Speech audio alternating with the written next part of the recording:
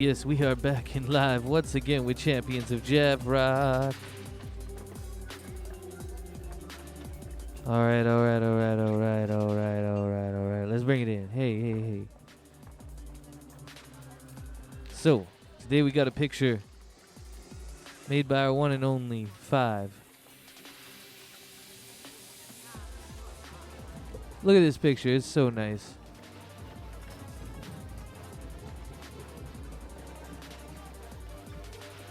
Just what a great picture. Alright, we're gonna start at top of the hour, but I'll be right back.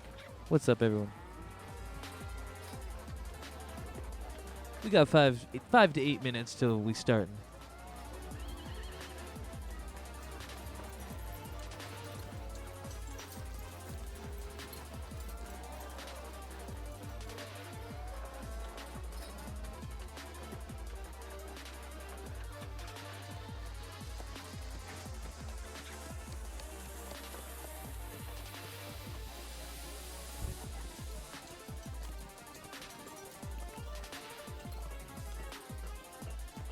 We're just going to be listening to some of the tunes until then.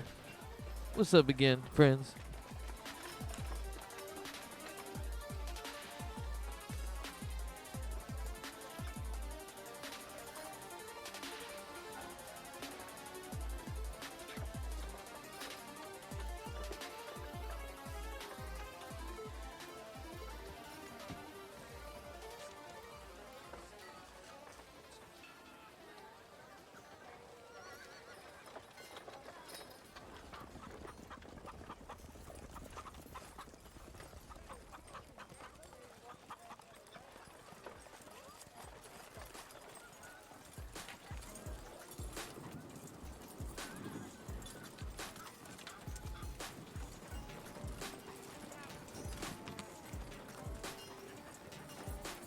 Yeah, back once again.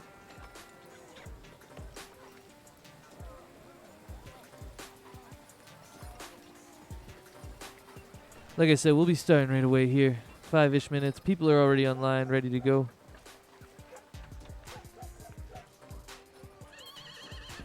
I figured today we'd show off some of the art done by our lovely 5 here.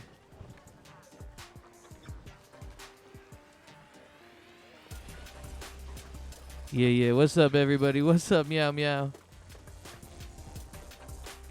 Oh, tacos. Nice. Good choice.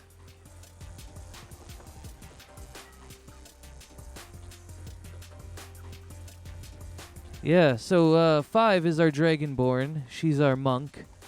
She was raised in a monastery by some half-orc grandmaster. And she's the one who made this picture here of everyone.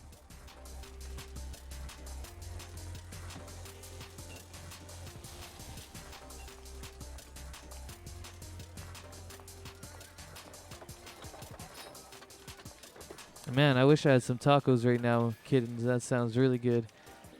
What did I have, though? I had some tasty, like, turkey bacon today. That was good. That's all I need for right now. I ate too many snacks last night.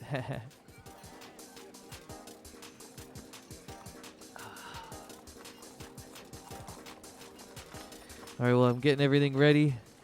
In the meantime, I got a joint here from a homie. All homegrown.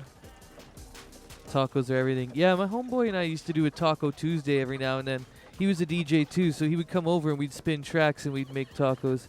And one guy would like tend the tacos and like cut stuff up while the other guy played music. And then we'd tag team out and, you know, the other guy'd like grate cheese and stuff and then cut the onions or something while I went in. It was dope. It was a good time. Tacos and tunes on a Tuesday, why not?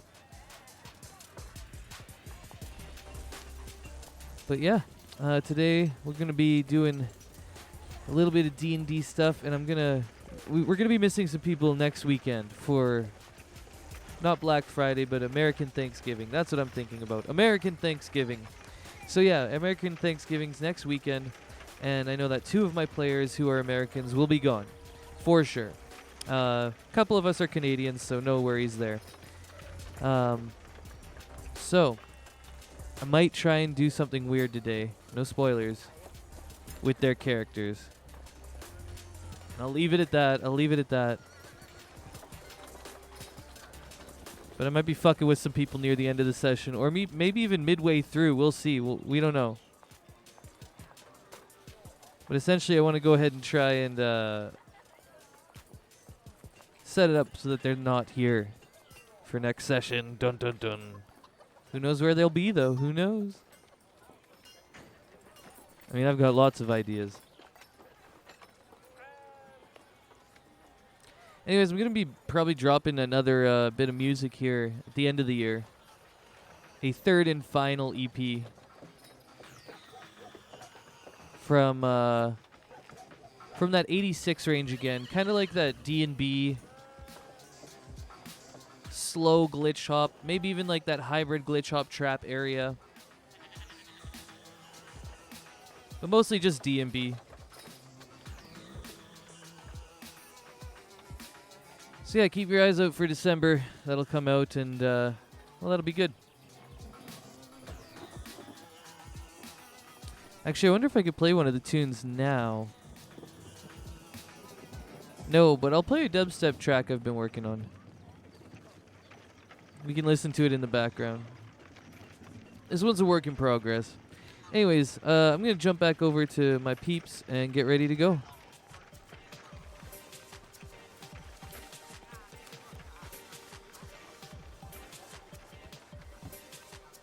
Once again, big shout out to my player 5, the Dragonborn, for tossing this out. Oh, I can see we got 3 people already there now. Let's go.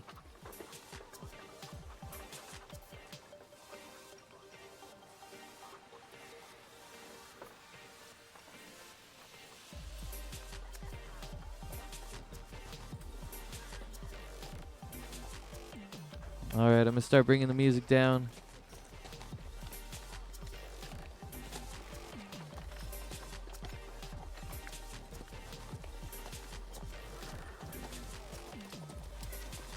All right, here we go. So yeah, that was just another track that I've been working on. But it's time to start now. I'm going to get my mic up a little higher so I can sit a little higher. Yeah, let's get a little higher. Hi. Okay, got everything ready. I think it's time to jump into the Discord chat. Oh man, was I playing 2 musics at once, actually? Let's see, is some music going? The town music is going. Whatever, that's fine. Let's jump in. 15 minutes earlier than usual. Oh, somebody's on time. Wow, hello everyone. Hey. Oh wow, hi guys! Oh, I missed you. Yeah, I missed all of you. A lot of stuff happened last time. Yeah, you left the boys in charge. I and know. We caused havoc.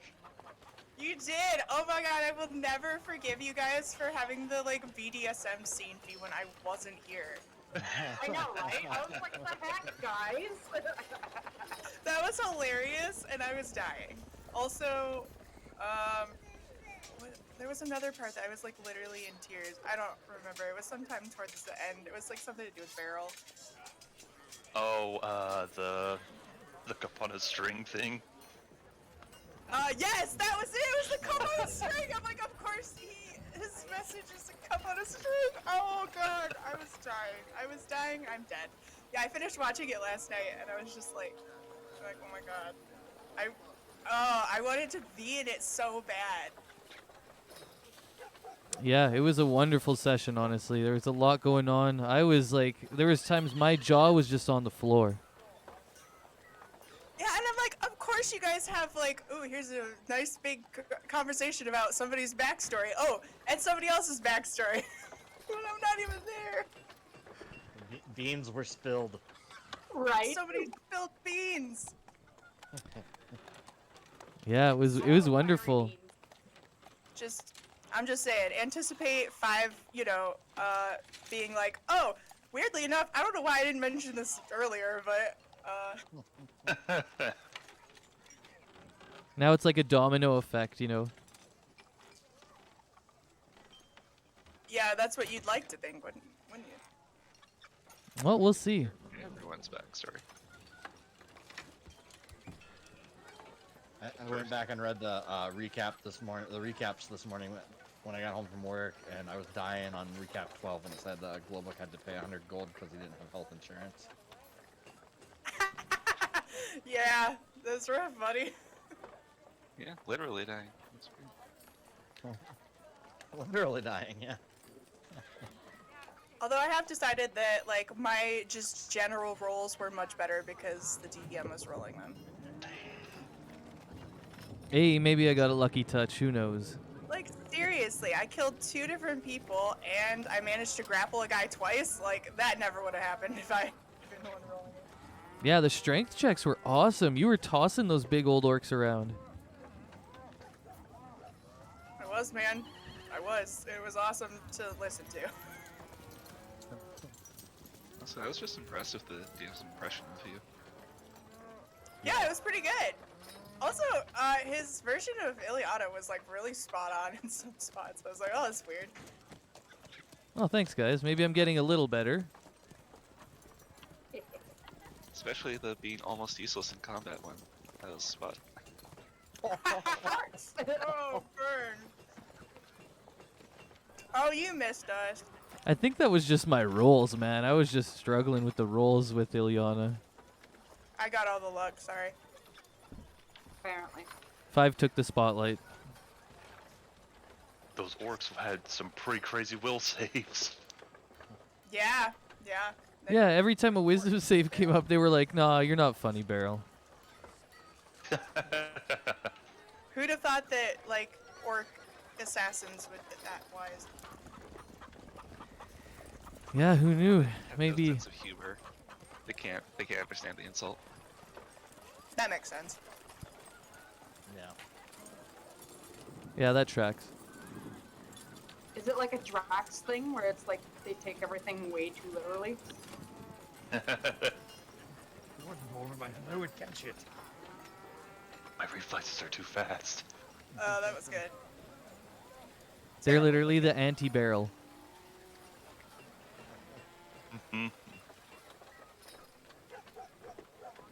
So, should we do the recap or should I just breeze through it pretty quickly? It sounds like everybody's pretty up on what happened.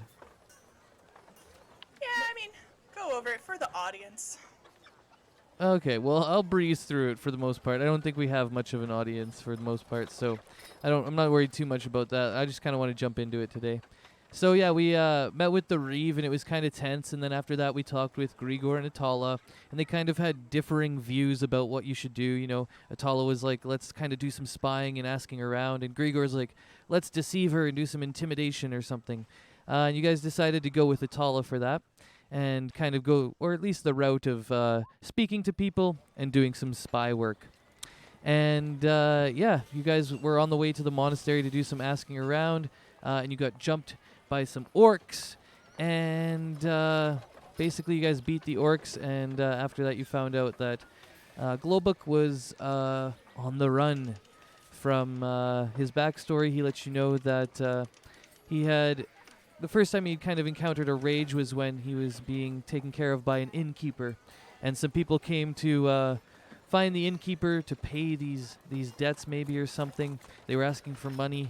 And, well, they started to get violent, and Globuk went into a rage. And when he came out of this blackout, he found everybody dead. And so he decided to run, and he hasn't stopped running since. And it was around that time that Beryl let loose a little bit about his backstory, where he had accidentally murdered a noble back in Ramshorn, and basically, it was supposed to be a job where you were to make it look like he died, faking a death, but Beryl accidentally, I think he said, insulted him to death. And after you guys talked a little bit about this, you decided to, you know, maybe get off the streets and get back to the monastery to talk a little bit more. So you got back to the monastery and you talked to Taehun Joe, and basically she let you know that the Reeve has a warehouse in town, and that if she was involved in this mining scheme that you guys have been looking at, that you'd probably want to start there because there'd be new shipments or maybe some new money coming in. You might be able to find something out. You also agreed to hang out with Atala before you left her at midnight to do some spying and maybe break in to the Reeves mansion to see if you can find any documentation that might be either incriminating or vindicating. Yeah, so after you guys made this kind of like plans, you decided to stake out the warehouse at night and then go meet Atala. And you went and had a little rest, a long rest actually, after fighting the orc assassins that had come for Globuk. After the long rest, you woke up. It was kind of supper time. You guys got some food out of the kitchen area where, Ilyana had broken into previously and seen kids, I think, stealing cookies and stuff. Anyways, yeah, you guys had a nice supper, and you went and staked out the warehouse, or the storehouse that it's labeled on the map as. And there were 3 guards there, blocking the door entrances. And it seemed that the area was split into 2 places, a receiving area and a general storage area. You went inside, or you tried to look, and you saw that there was some, you could see inside, but it was kind of dark, and you didn't really see much, so you decided to come back later. And that's where we kind of left off, as you went to see the Reeves mansion now, meeting with Atala at midnight. Yeah, kind of breezed through the recap today, but essentially, you've already looked at the warehouse, or the storehouse, and that's where we're going to pick up today. You guys have just finished that. And you guys were all kind of agreeing to start heading out towards the Reeves mansion because you have to meet up with Atala to keep your spying date. Yeah, you guys can toss in a couple things or any questions right now if you want, and then we'll jump into the session. We still have plenty of time before midnight, right? I would say, yeah, maybe like a couple hours. This stakeout took about an hour. I guess you ate supper, so that only took like maybe an hour. Yeah, it's probably around like 9 or 10.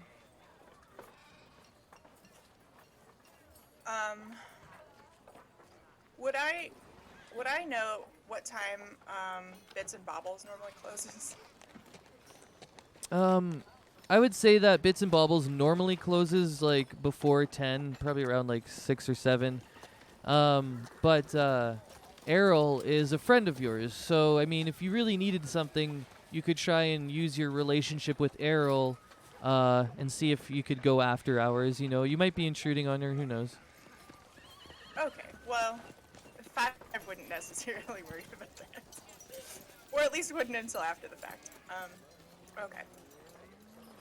Did anyone else have any questions? Nope. Hey, so I know we had talked a little bit about going to see Errol. The shop would be closed, but, you know, it's me. I think she'll let us in, hopefully. I was thinking it might be a good idea to buy some stuff, now that we've got money and all. I don't know if Errol carries health potions, but, like, those would be great.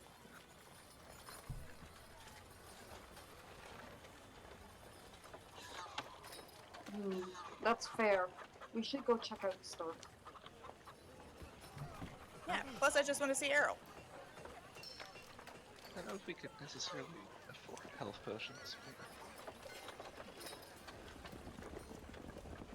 Well, I mean, even just one would probably be better. You've made me really nervous in the last fight, Glenn. I've never, you know, you're usually pretty hardy, so I don't like the idea of you or Beryl going down. I don't know what the rest of us would do. I was just a little tired, nothing to worry about. Just taking a nap, huh? Yeah, it was a long day. Everything's fine. Don't worry about it. Well, either way, I do have some stuff I want to go pick up, and we still have a decent amount of time until midnight, so unless you guys just want to, you know, suspiciously shuffle around in front of the Reeves Manor, maybe we could just drop by there first real quick. I would like to pick up that roll, if that's possible. Oh yeah, I still can't believe you've just been sleeping on the ground this whole time. You could have asked me, I'd have lent it to you. I mostly sleep sitting up anyway. I have my blanket. It's fine. It's been good. Well, she probably maybe has bedrolls. I don't know. You know, normally I don't I buy like candy, so.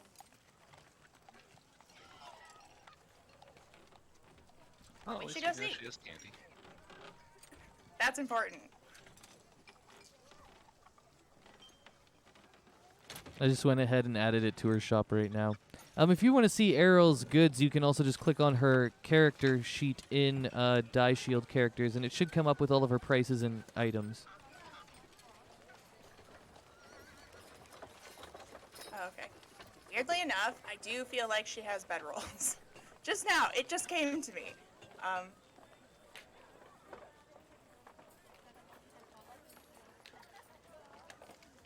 Well, if nobody else, doesn't want to go. We can go, I don't mind. Sweet. Let's go. All right, I'll take you guys to the Die Shield over map, and then I'll drop you at Errol's place. I've kind of got some of the shops marked off here.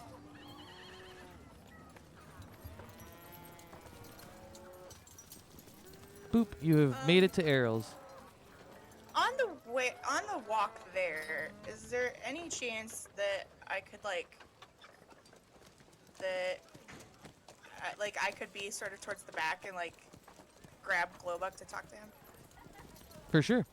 Yeah, as you guys walk through the streets, you know Errol's because it's off the main square here. And yeah, you've seen it before. It's a big, tall, kind of stretchy building. It's really skinny. And you can see that there's a light on when you look up to the second floor, where you know Errol's place to have been, as you guys have all stayed there previously. But while you're walking, Five and Glowbook, Five, you can go ahead and approach the situation however you want. I mean, if you're gonna ask Glowbook, you're probably all together right now, so you'll have to probably ask him in front of everyone, in some way. Yeah, I was just kind of hoping that I'm sure they're sort of, it's not super wide streets, so we're probably not walking all completely abreast of one another. So I was hoping maybe just if he was toward the back, I could kind of just tug on his sleeve and get him to stay back a little bit. Sure. Yeah. Go ahead. I mean, Glowbook, you can react to that however you want. What you need, Five?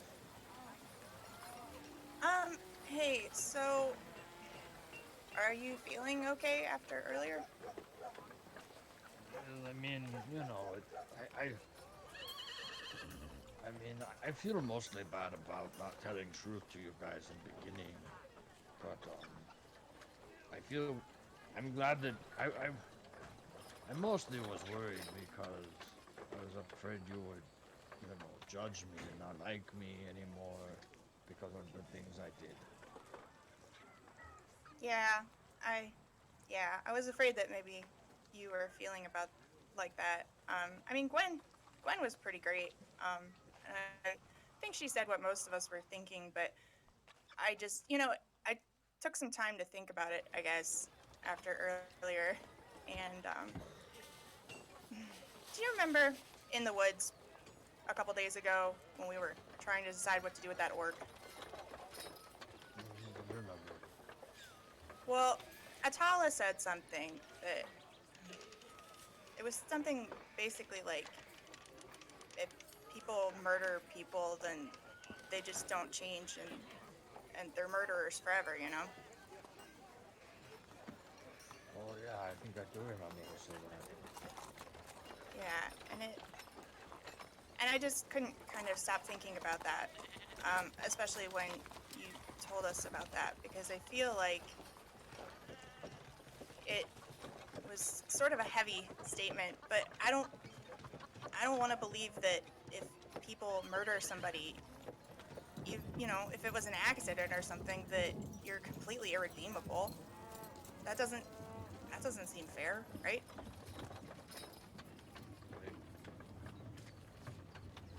Yeah, that makes a lot of sense, Five.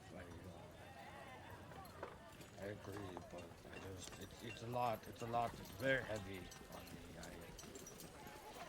This is the first time I really tell anyone about it. It's been, eating away at me for so long. Sure. It should kind of feel good to tell someone. I'm glad to hear that.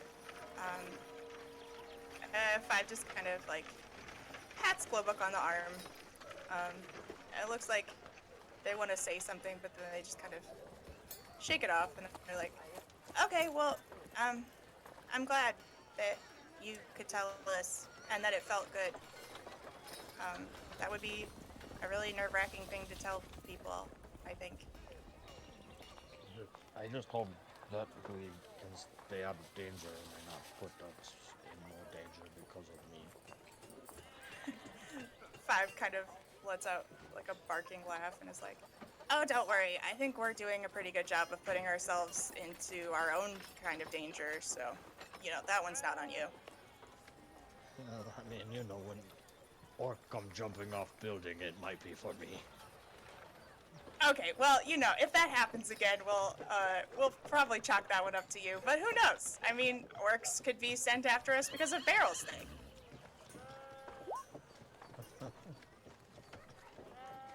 That's very true. Could be. You never know. With him. And Five just kind of chuckles and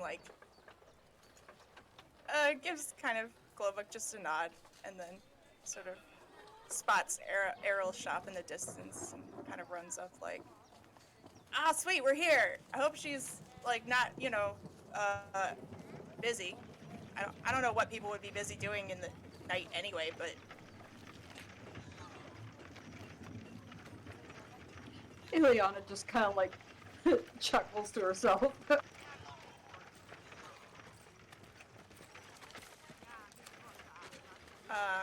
I guess we will make our way up to the door, and Five will rap on it in sort of like a very insistent, just like. All right, and above in the window you saw with the light on, you see the silhouette of Errol as she kind of pokes her head out of the window and sees you down below, and then comes rushing down.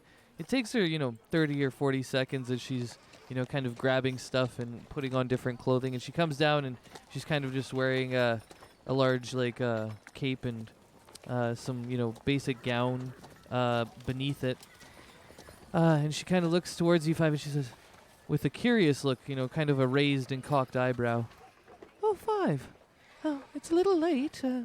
Why are you here?" Yeah, sorry, Errol. We've been doing a lot of things lately. We only just kind of got back from the woods. It took like a week. It was a very long trip. But we're about to do some other stuff that could be dangerous and things. So I was just hoping maybe we could buy some stuff from you if you weren't busy. And Five tries to give a toothy and winsome smile. She kind of continues to raise her eye a little bit, and she's like, well, it actually might be a bit better if you came back tomorrow morning. Is there a reason you can't come by tomorrow? Well, the life of an adventurer is very dangerous. We were attacked by orc assassins earlier. Oh, so you need it tonight. Go ahead and roll a persuasion for me. Okay, first roll back. With my 0 charisma.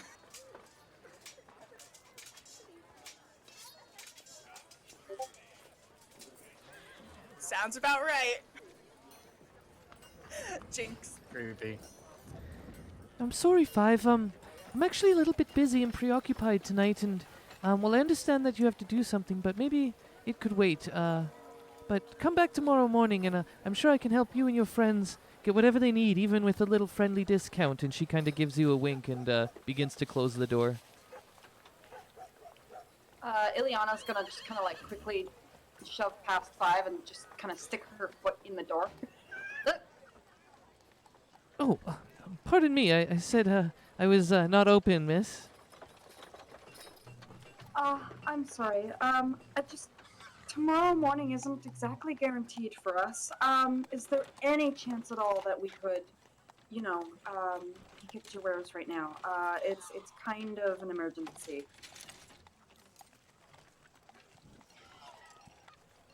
Are you trying to persuade or intimidate, or what are you thinking here?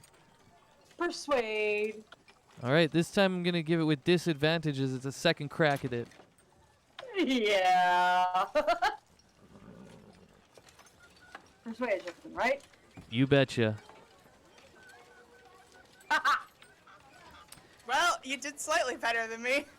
Fortunately, it's not enough. She's like, if there's some sort of emergency, you should get the guard involved, or maybe you could get somebody else involved. But I really am busy tonight. I'm sorry. Ileana just kind of removes her foot and she apologizes, and then she's like, "Do you know anywhere where we could go look?" Oh, I guess you could go to Night Owls. Sometimes the traveling merchants there, they stay there to drink and such, or the Red Bark Inn, the traveling merchants might be there having a drink. And maybe one of them would be doing business tonight, even though it's later. Ileana's going to give her a deep bow and say thank you. You're welcome. She replies in Elvish to you. You know Elvish, right? I don't know. All right, well, take a look. Maybe you do, maybe you don't. Yes, I do. Yeah, I thought so. You're a type of elf. Anyways, Yeah. yeah. So you're basically amongst this group. The half elves would know Elvish too, but she's just picking you out and giving you a nice reply as well, a courteous reply.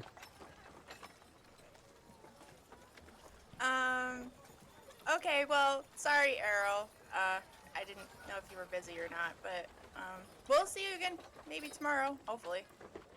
Yes, please feel free to stop by, everyone. I'll have lots of different items for you to check out. I have gotten new items since you've stopped by last. And 5, make sure to not get into too much trouble tonight. I don't want you to see you, on the wrong end of the law or anything. 5 just gives like a non-committal smile. And nod. All right, well, everyone, I'll be headed to bed now. Well, not really. I guess I shouldn't lie. But anyways, have a good evening. And she shuts the door, this time slamming it a little bit quickly so nobody can put their foot in. Ileana just chuckles again. I know that she stuck her head out the window earlier. Like, could we see anything or anybody up in there? Maybe we should spy on your friend. Feel free to roll me a perception check. It's with disadvantage because it's upward. So it's like, it's just a small window. You're not on the same level. You might get lucky, but roll a disadvantage. I was just looking. Oh, okay. Well, you can't see anything unless you try and get a perception check off. No, you definitely can't see it. I didn't see anything anyway.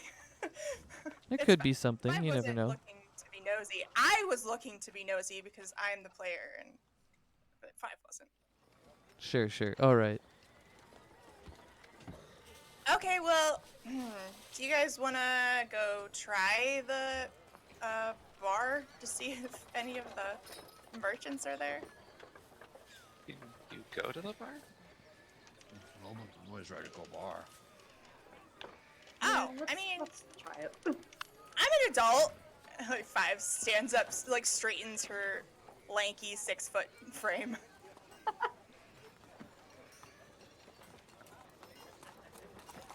Anyway, I don't drink. I just want to go look for, people selling things. Well, if it's a bar, they'll probably be selling drinks. I'll just have milk.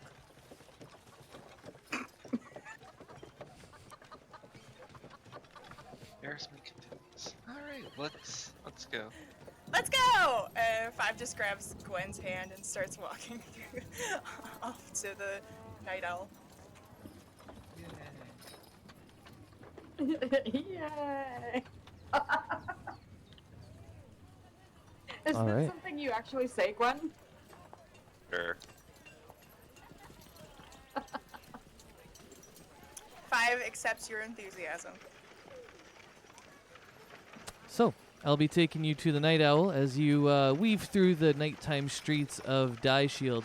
It took you a little bit of time to move through the city, but once again you have 5 and her urchin background, making you go through all the perfect passages to bypass any foot traffic that would get in your way, and you're able to travel through the city at half speed.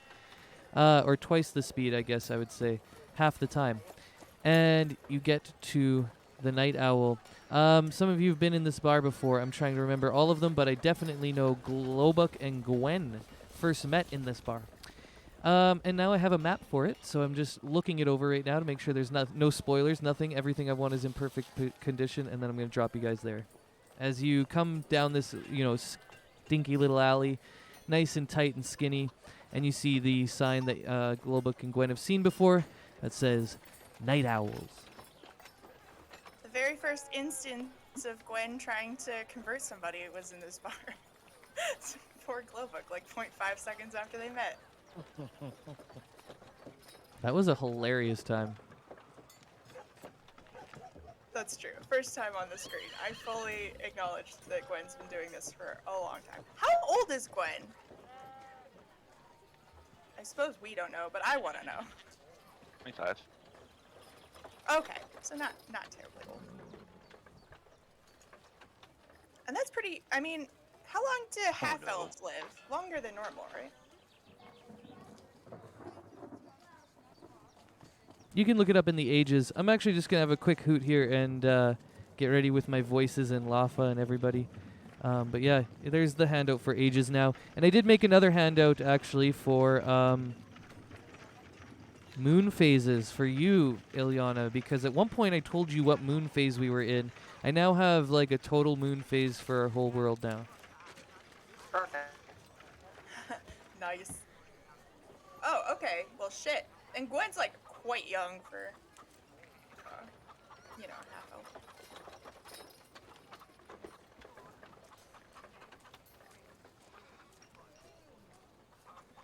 You know who else is a half elf? Beryl. Gwen, Beryl, power couple? I think so. Oh dear God. Oh god, never mention that ever again. I don't think anybody's ever thought that, unless maybe, but I've never thought that. Listen, I'm a chaotic shipper, right? I'm here for it. Hey, you never know. Somehow. Nothing like enemies to lovers. It's a great trope.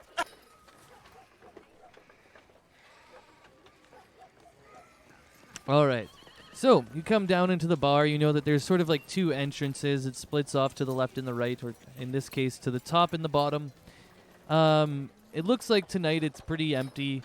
It was very busy during the Lunar Eclipse Festival.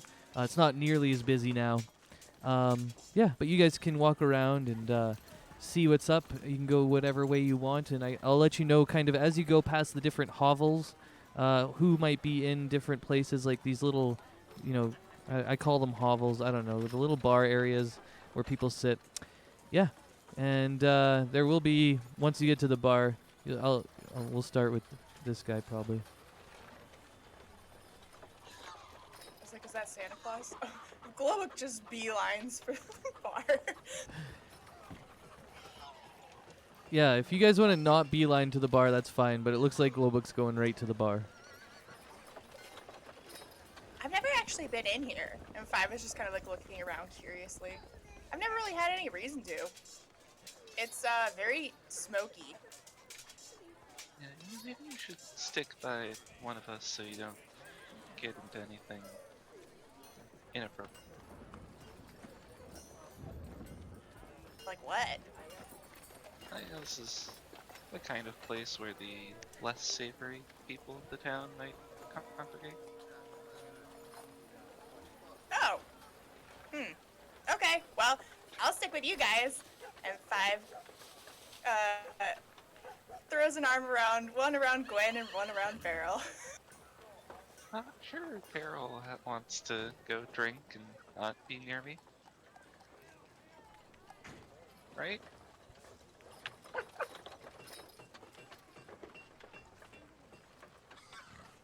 Yeah, Well, he's not arguing, so let's go! So Five will start steering them. We'll go up the left side, I think. And we're just gonna, I want to look around and see if anyone looks like a traveling merchant. All right, so you can go ahead and roll me a little perception check. And then I'll say that, there's groups around. It seems like there's 3 groups. There's 2 over here of humanoids. That's what I'll give you for now, because you rolled a 5. And then there's 1 over here. Yeah, and we'll go from there. You also see that as you come in, there's this like Santa Claus guy who you guys have interacted with before, and you see Globuk and Ilyana. They're already there in the Kenku Lafa. He's already attending to them. He's like mixing up drinks and something. They're already going ahead. But yeah, Globuk and Ilyana, what are you guys doing when you get to the bar?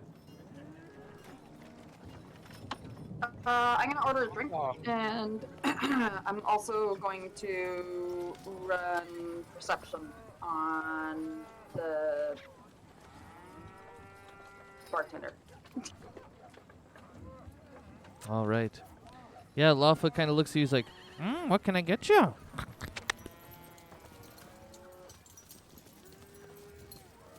I don't know what the drinks are.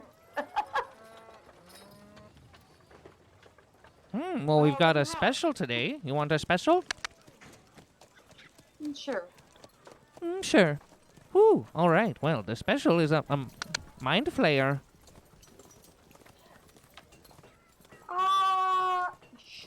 I'll have one of those. All right. And he starts to grab a few bottles from underneath the bar, and then he walks over to Globuk, and he looks at you. He's like, and for you, sir? And he kind of cocks his head back and forth, 90 degrees or whatever, and he's like, what can I get you? Hi, Lafa. Good to see you again. I'll have special. Oh, 2 specials coming right up. And he kind of goes back to his bar and he starts mixing it all up. He's got a bunch of different, glasses and martini shaker type things he's using. He has talons for hands, but they work pretty well as hands. But he's also got, wings, kind of little wings on the edge of his arms. And yeah, he's a Kenku. And you see this kind of gruff-looking Santa Claus guy smoking a pipe over here. And he's got his bag of tricks or whatever and treats. And inside of it, there's something. But you guys haven't gotten that far. You can just notice now, looking at him, though, it's been quite depleted. When he was walking in for the festival that he missed, it was very full. But now it's near the end, and there's only a few things, it seems, in the bottoms of it.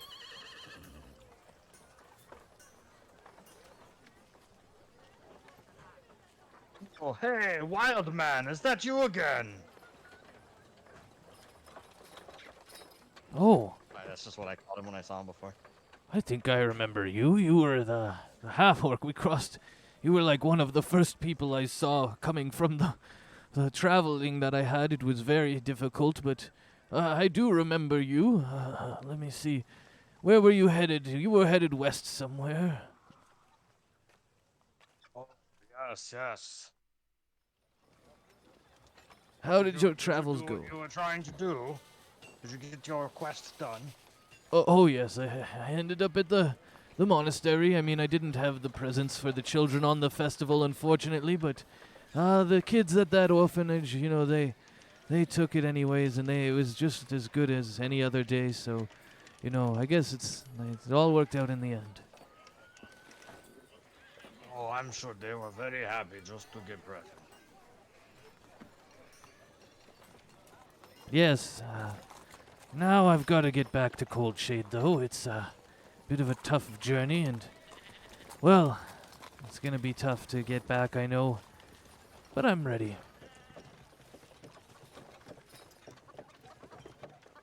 Oh, well, it's so good to see you again. I'm glad you are still in town.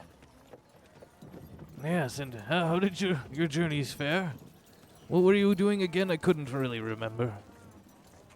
Well, we had to go find some things with some... the beetles. We were going to look for the beetle. Oh, yes, I heard about those beetle attacks. It's a terrible thing it was, but I'm glad that you and your folks here were here to save the day.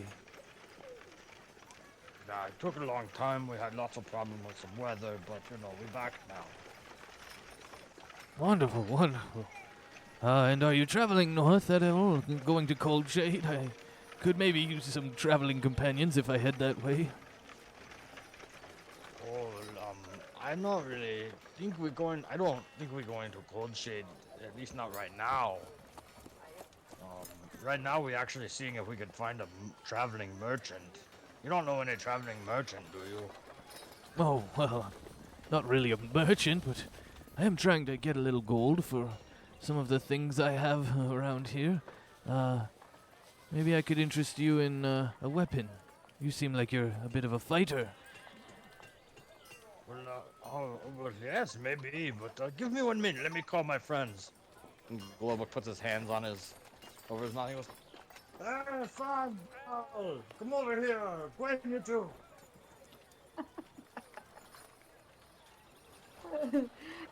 Can I run insight on the Santa Claus character?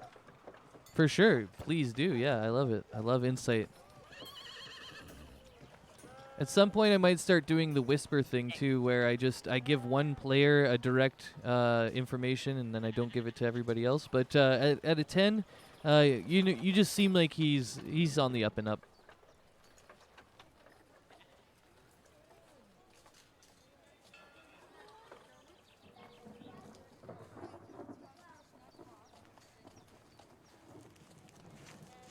Ileana's just gonna kind of go, "Hey, do you happen to have any potions?" Oh, no, potions aren't really my thing.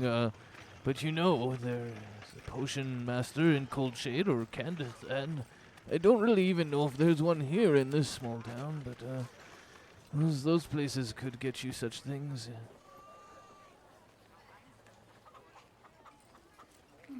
Good to know. Oh, Wand Man, what this weapon you talk about? Oh, the weapon, yes. This is I'm not sure if you like to fight with these little things, but it's a dagger of sorts. It has flames on it. I'm not sure if you're resistant to fire, old chap. And he kind of like pats you on the back and kind of comes over, starts digging in his sack as he leans over, and he pulls out this dagger. And it looks like a nice little dagger. It's it's got a red tinge to the blade at the top, and then it fades to just a normal sword metal at the bottom. It looks like it had been dyed or something maybe, as it's kind of just like a red and white dagger. And it has this ruby set into the hilt. And he's like, "Here, check this out. All right, if you're a serious buyer, I can show you the flame effect. Lafa, don't worry, we're just testing it out. Don't be alarmed." And Lafa kind of looks over. He's like, "Oh, I like shiny things. Don't be alarmed."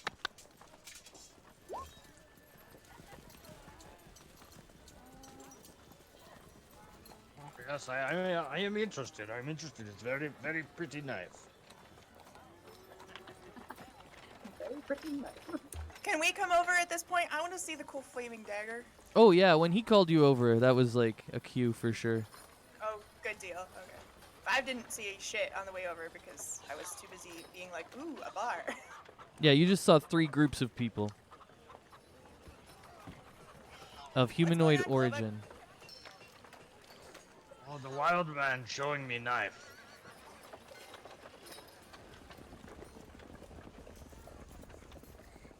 Oh, these are your friends, are they? All right, wonderful. Let me just go ahead. Okay, here we go. Stand back a bit, it can flame up quite heavily. All right, here we go. And he stabs his thumb into the ruby, and as he does, the flame just like erupts from the hilt all the way to the tip of the blade. And you can see the red part of the blade. It also glows, kind of a dim light outward. And he's like, "Oh, yes, there we go, that's right. You can only do this a little bit with it. Once you hit something, it consumes all the flame. But you can do it once per day. It's pretty nice at the beginning of a battle. But I'm not sure. Do you like these little blades? It seems like maybe you carry a more hearty weapon."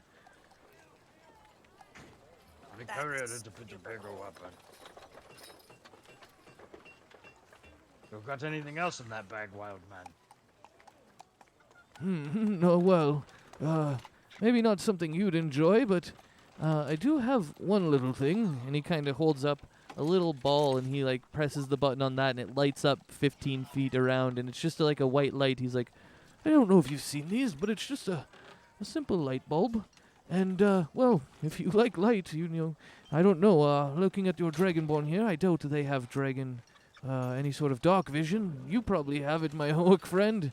But, anyways, maybe this could interest you as he, like, kind of hands it towards you, 5. 5 takes it because I will take anything somebody hands me. What is it? Oh, it's just a small light bulb, I've called it. A thing of gnomish invention. Simple enough. It stays on for an hour, and it sheds 20 feet of light around. Not very much, but it's good if you're in a pinch. Is it just a light bulb? Like a freestanding light bulb? It's literally just a bulb with a, like, golden embossed button that you press, and when you press it, it turns it on, and then you press it again, you can turn it off. And it has about an hour's worth of charge, he said. 5's eyes widen. That's so cool. How much is it? Oh, how about 20 gold?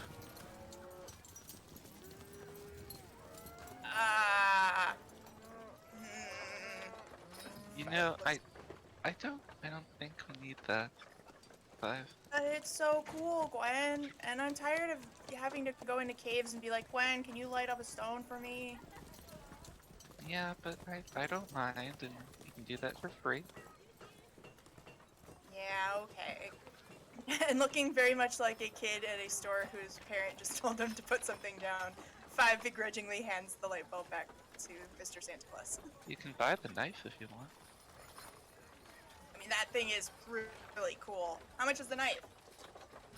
The knife is a little more expensive. It's a 40 gold knife, but I'm always open. I have to travel north, you know, and can't stay here forever. So, if you make me a deal, maybe we could come to some sort of bulk bargain.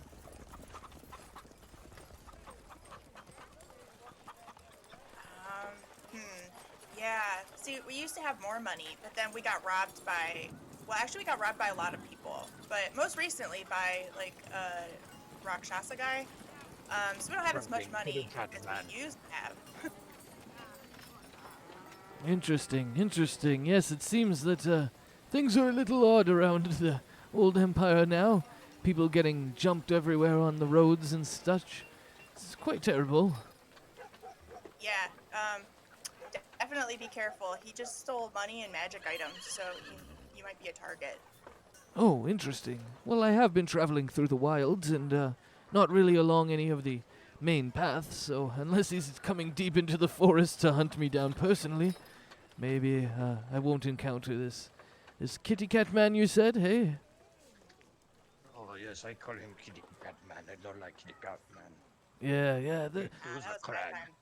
they are called Rakshasas. They're a little bit of a pestering nuisance on this plane, but anyways, this kitty cat man, where did you encounter this? It seems pretty rare that this would happen. At the cursed crossroads on the way to Dragonscape. Oh, yes. Yes, I've heard many tragic, maligned stories to come from that place. Yeah, we think we undid the curse, but, you know, I still wouldn't stay there. You couldn't pay me to stay there anymore. No, I'm sure that once you've been assailed once, you get to start to feel that you don't want to go back to the scene of the crime. Yeah, and yet we did like 3 times. It was pretty terrible. Hey, Ileana, are you interested in this knife? You seem like a knife person.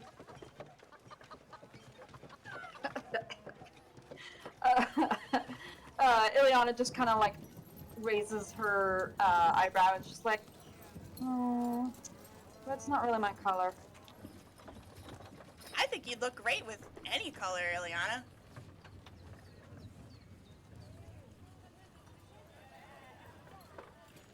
Yeah, you could use a little more fire. Although I do think it would be pretty funny to see you with a knife one. Yeah, Gwen. I actually think, you know, that the light knife would be perfect for you. Not much of a knife person. Beryl, do you use knives? I don't really prefer to get close. That's fair. It's very dangerous. Maybe we shouldn't give Beryl a knife. I don't see that ending well. I mean, I have a knife, I think. Maybe we shouldn't give him more knives. Also, maybe we should talk about you having a knife. Well, listen. I really like that knife, but also I feel like we have some stuff we need to buy. Like, unfortunately, we can't buy it until maybe tomorrow, or possibly if we find another traveling merchant in here. But if you're still in town, like tomorrow, and we haven't died, I might come back and find you. All right, then. That's fine.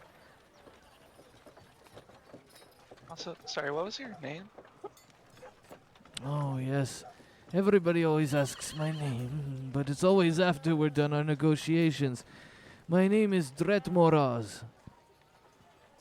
Oh. Okay. That is none of the sounds I was expecting. Does Gwen look like slightly disappointed? Yes, Det Moraz. It's traditionally a Nordic name. My family was originally from Daedrin's Leap, but then we left, and we headed south to Coldshade to be part of the Empire. We wanted, things like health insurance and stuff. The Nords, they're quite barbaric, honestly. But we still carry the name, Det Moraz, that's my name, so Det, D-E-D-T, D-E-D-T, and then Moraz, that's my last name. That health insurance, that's what they get you. Exactly. Yeah, It's, that's important.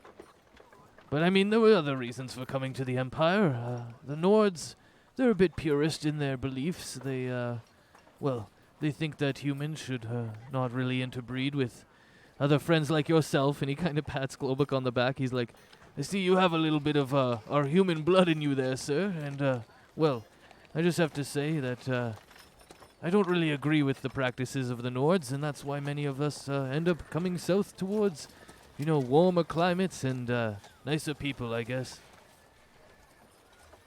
We have a friend from the Nords. His name is Anders. He felt sort of similarly, so yeah, that tracks.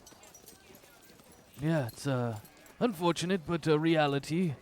I mean, they remain a strong society for some of their beliefs, but, it wasn't for me. As you can see, I have a generous soul, and I like people of all shapes and sizes.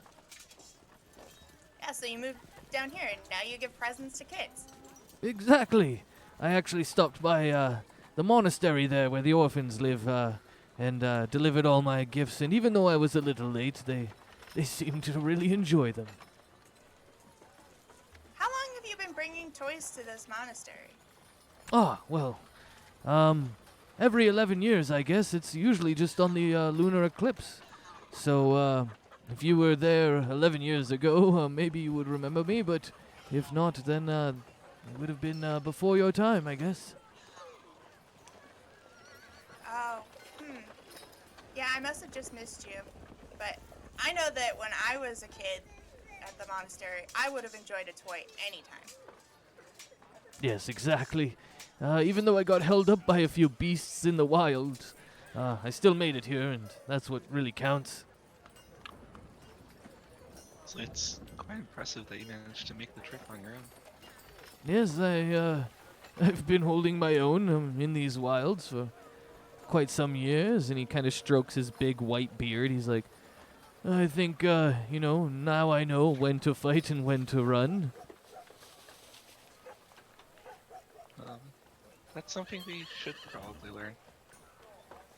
Oh, everybody learns it in their time. When to fold, right? What was that, sir?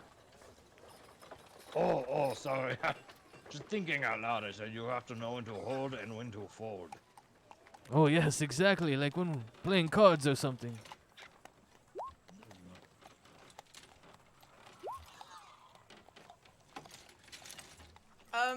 Five is just gonna sidle down the bar to the barkeep and be like, could I get a glass of milk? Oh, Milk? Interesting. Nobody asks for milk at his bar, so now he's really interested. Are you? I've never seen you here. Milk? Can I have some milk? How old are you? I'm 15. Don't you know that it's not allowed for you to be in here? I mean, but that's for human people. I'm an adult as a dragonborn. Yes, I understand. The Empire's, affliction of all the different age laws is very, very bad. It's not very good for the Dragonborns, but you have to understand, if some sort of town's guard was to see, I would be in much trouble, young miss. I mean, I understand. I'm not drinking though. I just want some milk. Five tries to look very like innocent. All right. Roll persuasion. He's like he sees you with everybody, which is like the majority of the people who are buying drinks right now. So he's like half inclined to see if he could maybe hide you or something.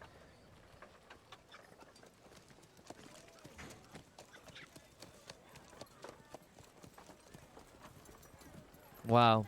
Okay. Oh, well, listen, here. And he kind of like goes over to Ilyana and he's like, do you have anything to cover your friend? Cover your friend. Can you cover your friend up? She's too young.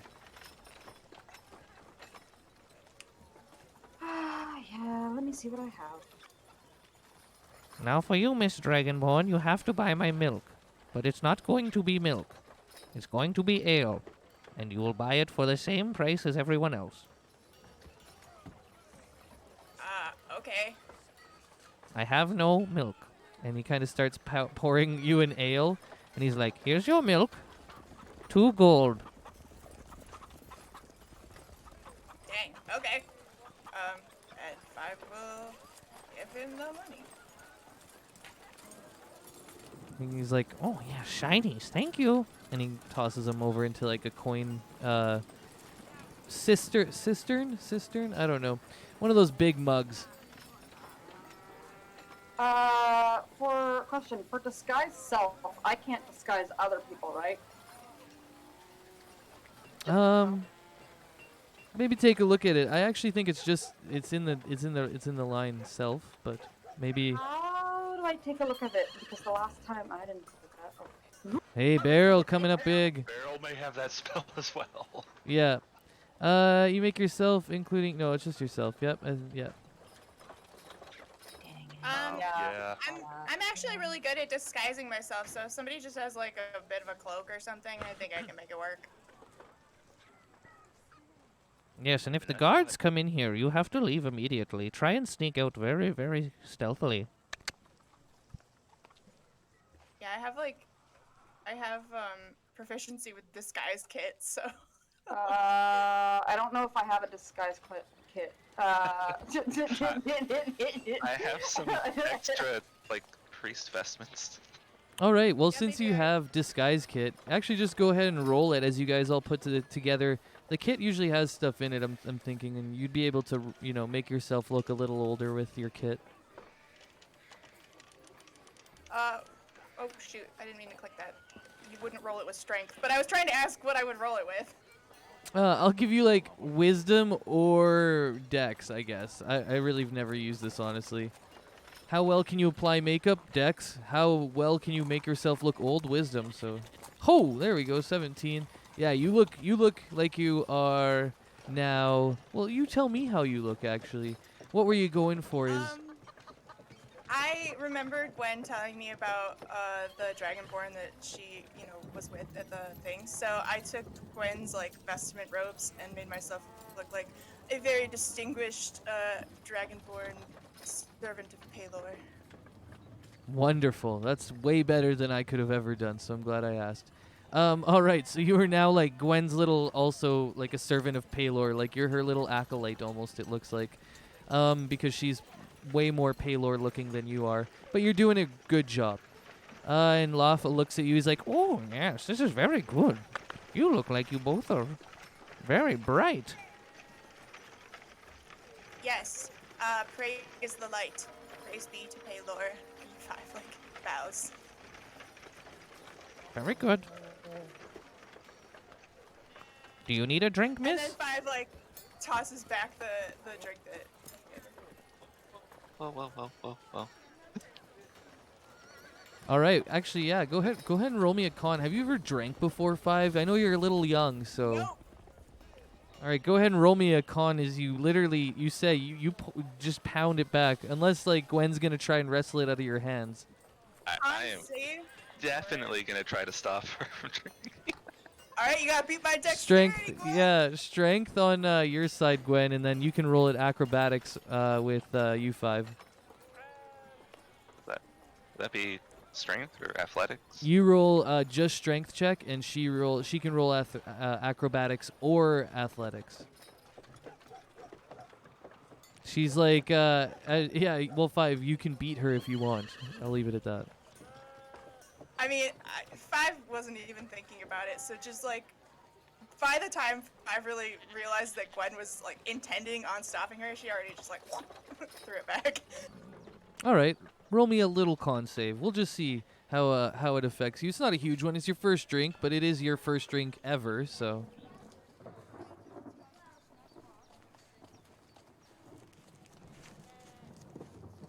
Perfect.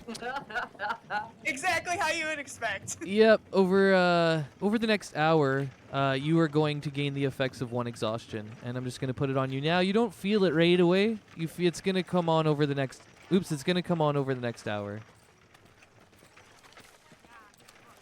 Ileana's just gonna look at 5 and be like, "So 5, how do you feel?"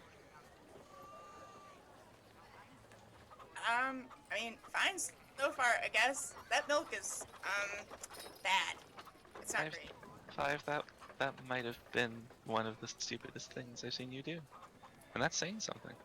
I mean, I accidentally jumped into paralyzing water, and then I jumped on Glowbook from a great height. Yes, and this is worse. Ileana's going to take the drink that she had previously bought and just kind of like put it out onto the bar table and like within sight and just be like, not quite push it over to 5, but just kind of like make it very visible. And What? she's just gonna be like, yeah, that one was probably pretty bad. Yeah, I don't know what that was. What are you drinking? Oh, it's called a Mind Flayer. They're usually pretty good. Ooh, can I try? No. Ileana just kind of looks over at Gwen and just smirks. Gwen, it's fine. The first one didn't do even anything. It just tasted real bad. How is Beryl the most responsible one out of the 4 of you? Ileana just turns over to Beryl. Beryl, do you have any money to get a drink? Me? Oh, maybe. I don't know, maybe. Do you want a drink? I wouldn't even be drinking right now. Gwen! You're killing the vibe, Gwen. Gwen! You worry too much. I worry if I- exactly this the is right gonna- amount. Pat Gwen's head, but like rustle of her hair.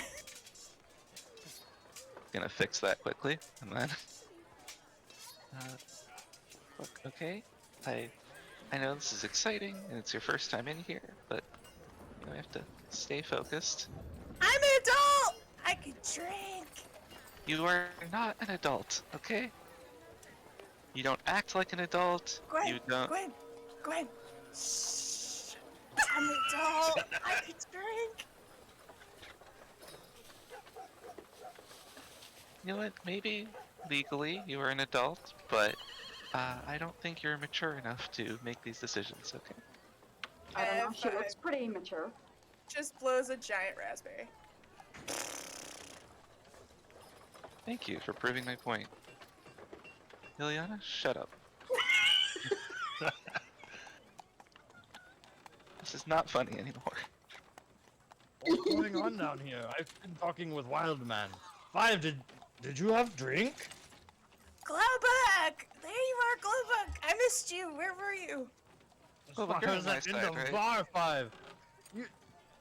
Our little 5 growing up, she had first beer. Oh my god, what is wrong with all of you? No, Globuk, it was milk, but it was real bad. Okay, I am going to just try to drag 5 out of the bar. Well, we gotta actually, get grapple checks then. You know how that works. That's strength again. Oh no! Please do. Please do. I'm gonna quickly cast guidance on myself. Do this. You're gonna need it. The party's gonna split over this argument. Underage drinking. It's like Always in Sunny episode, what, like 3 or 4?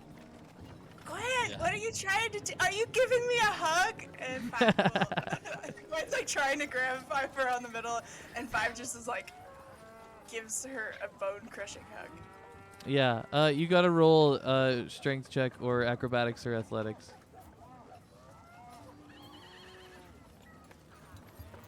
I figured you'd beat her. It's a +5 bonus and I rolled a 4. There's no way. Oh yeah, dang.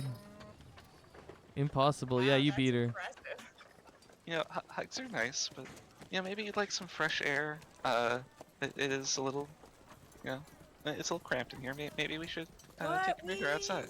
We didn't find anything to buy. You still are sleeping on the ground, Gwen. That's so sad.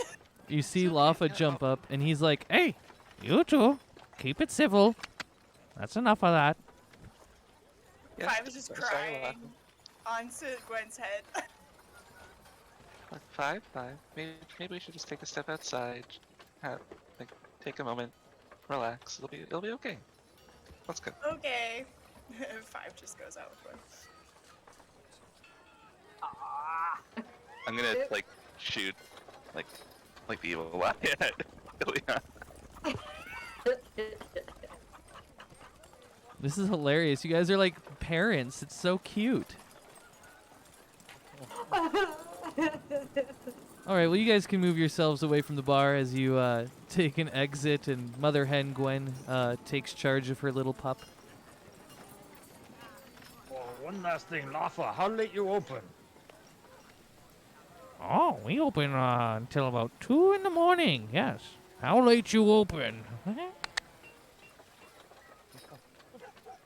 Oh, I have something got to do later. I might come back. See you later. What about, hey, wait, no, you gotta pay for your drinks. Where's everyone going? What are you doing? Oh, sorry. I Oh paid no, for he my became drink. wide. Whoops, yeah, I made him way too wide. I just should use the, I had mind flare. How much I owe? Oh, they're all 2 gold. Okay, here you go, Lafa. Thank you. All right. Have a good night, and maybe I'll see you later. Oh, yes, I hope to see you soon. Kur. And he throws his little change into his jug. Clink, clink.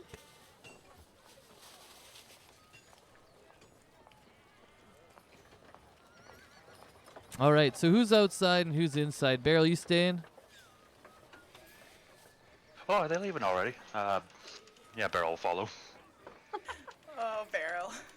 Beryl, you just hear from behind you, Det Moraz. He's like, all right then, I'll see you all later.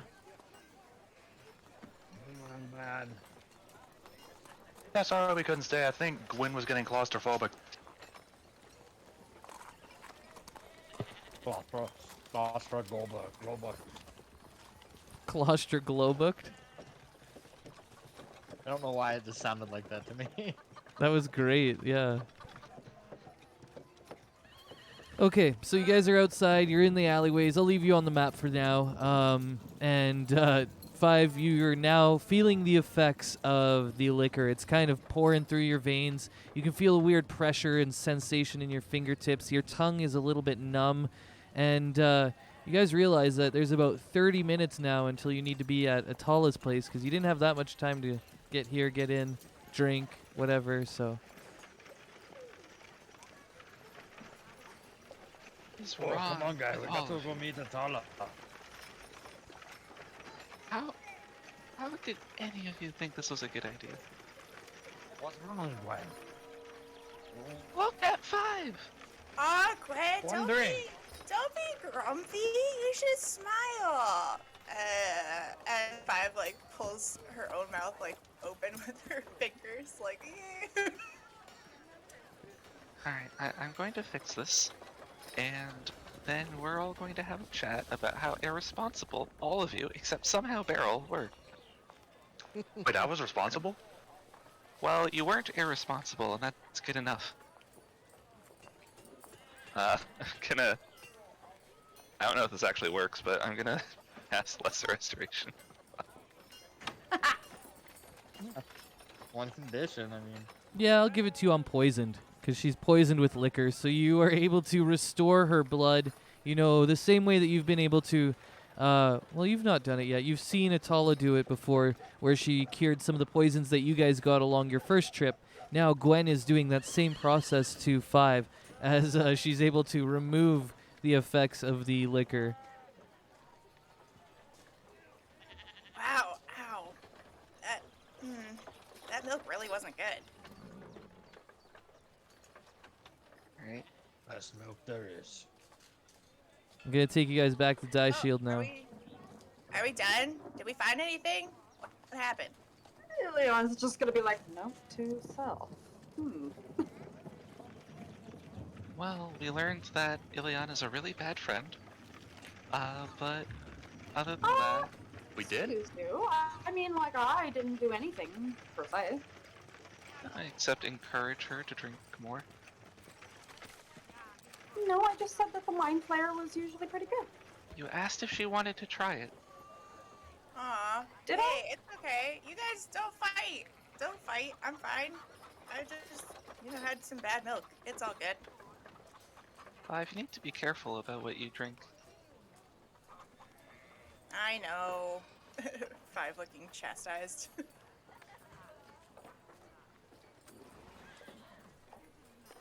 Somehow I feel like she won't learn a lesson. Also, Sorry, Gwen. all of you know what we have to do tonight. How did you think it was in any way a good idea to start drinking? Oh, you gotta stay I only have hydrated. one when I find.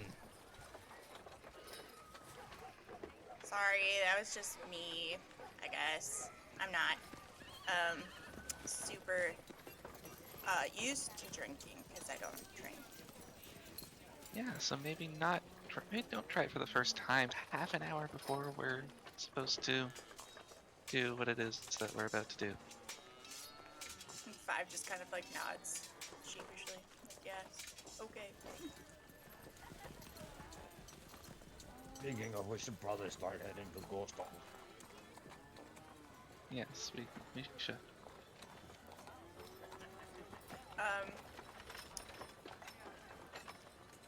As we're... I know you had mentioned that I was going to make that carving for Broab, but you didn't actually roll for it, did you? No, I found that there was just not enough time, and I was like, you know what, I'll leave you to do the roll, because that's kind of a special roll, and I kind of wanted you to have the connection with it. That is fair, okay. Because I was thinking that I definitely did it, like, when we had, like, an hour or two between, like, when we slept enough, but, like, when we all woke up. Heck yeah, at the monastery. Definitely. Yeah. So, I guess, can I roll for it now really quick? For sure, yeah. And then you'll have it with you, and we'll see how good it is. What do I roll for that again? Dex with your woodworking. Oh, no, you're not proficient yet. So you just roll a dex check. So it'll be 120, or it'll be, yeah, d20 plus your dex modifier.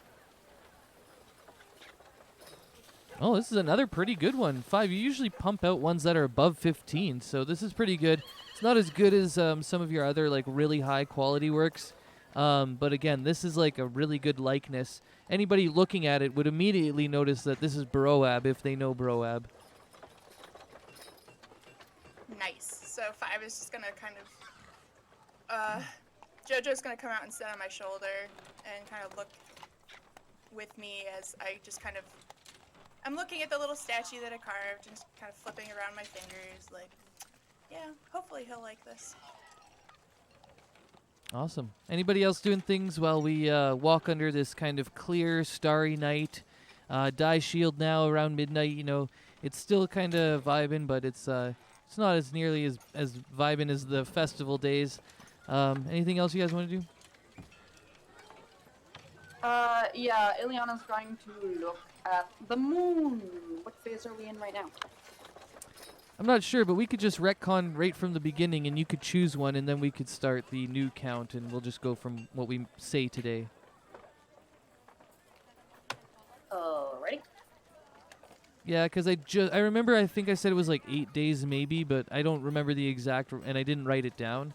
And I was like, yeah, I'll get a cycle and all that together. So I have the cycle now, and I figured we could just start the cycle wherever you want.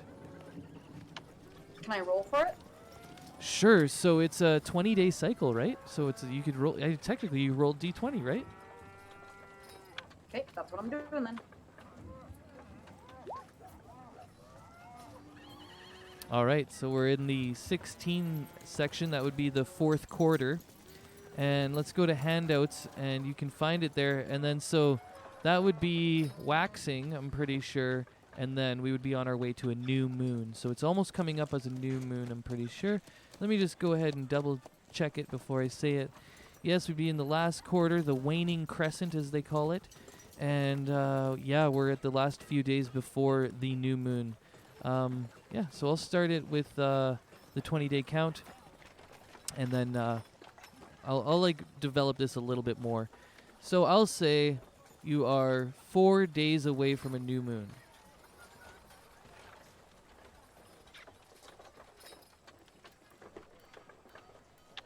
Alright. And it's the full moon that I do my thing on, so how many days for a full moon? 14, because half of it will be, so 4 to the midpoint, and then 10 more days to the full moon from the new moon. Okay.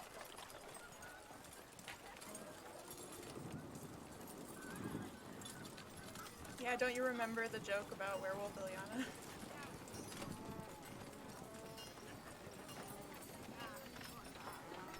I bit her with a werewolf, and nobody knew. Just kidding. I don't know what's going on with her. Maybe we'll find out in 8 days in game. No, you just. Oh no, bit her with 14. hyena things. Oh god, a were hyena. That's so much worse. Oh, where hyena? Oh no, not Knowles. That's a good point. That's kind of what they look like. Right.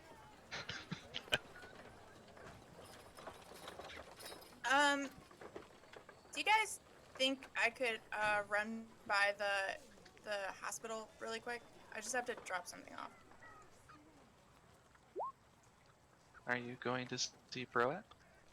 No, maybe kind of. I made this carving because I wanted to give it to him because I really appreciated him talking to me. Aw, that's so sweet. Yeah, look how good it turned out. And I show it to Gwen very proudly. Wow, that looks just like him. Yeah, my skills have been really coming along. You're very talented.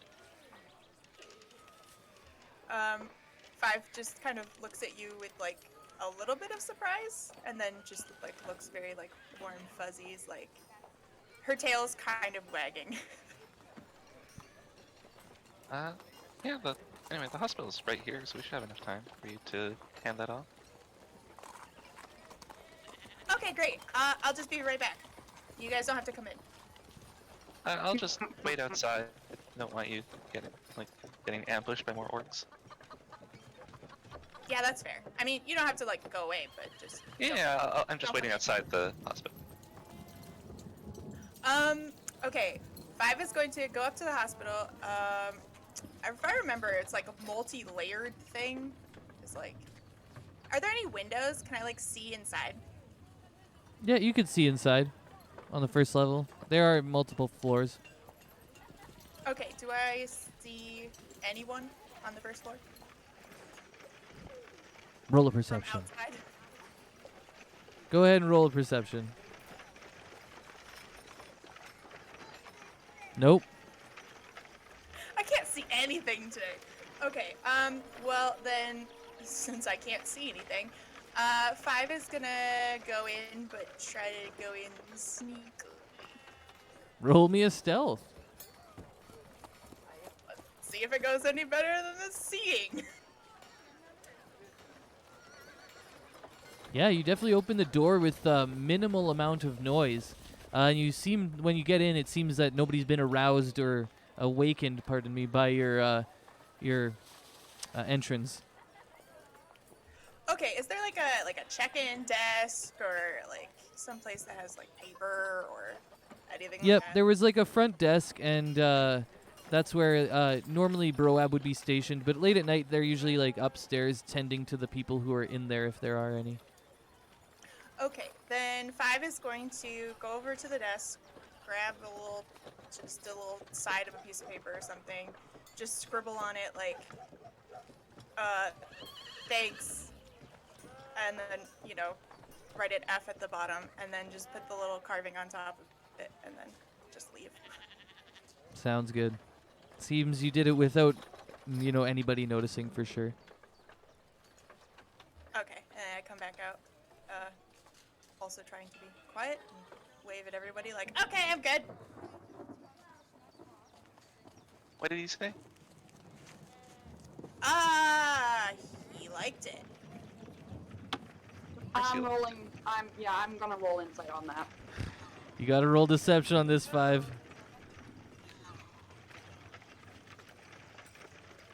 Believe it or not, guys, my deception's not great. Why don't any of you people believe your friends? Okay, I was not being super stealthy about it at all. It's basically like rubbing my one leg with my other leg, like looking down, sweating, like, yeah, he liked it. It's great. Eliana's just going to be like, 5. And just kind of like look at her. 5 kind of like shrinks back a little bit, like looking very sheepish. We should go meet them. We should go meet them. 5. Sure. Did he like it? She I don't just said know, that he okay? liked it. I didn't actually give it to him yet. I just put it on the desk. He'll find it. It was too embarrassing. Mm-hmm. Oh, 5, come on, you worked really hard on that. You should give it to him. But we're running out of time. We need to go, do a caper. How much time do we actually have? I would say, you're right on time. Like, you maybe have like 5 minutes until it's midnight. Yeah, you have a couple minutes. You can just quickly run in there, hand it to him, and leave. Ileana's going to look up at the window. Can I see a way up to the window? Of the hospital? Yes.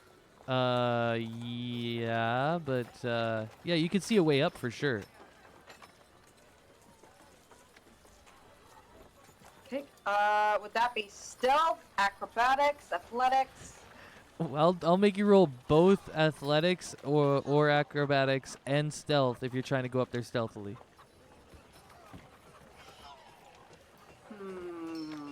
Wait, can I use my mage hand to, like, help me get up? It only does about 10 pounds. Unless it's going to pull out something for you to have a handhold on, then I would say no.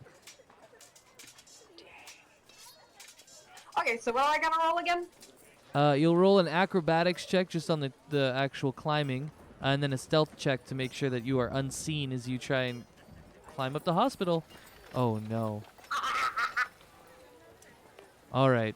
As you're clambering up the side of the hospital, you are, like, grabbing a bunch of vines. And you think that the vines are going to be holding on to you. They're kind of on the back side of the house, or I guess it's more like a large building. They look like houses, though, kind of.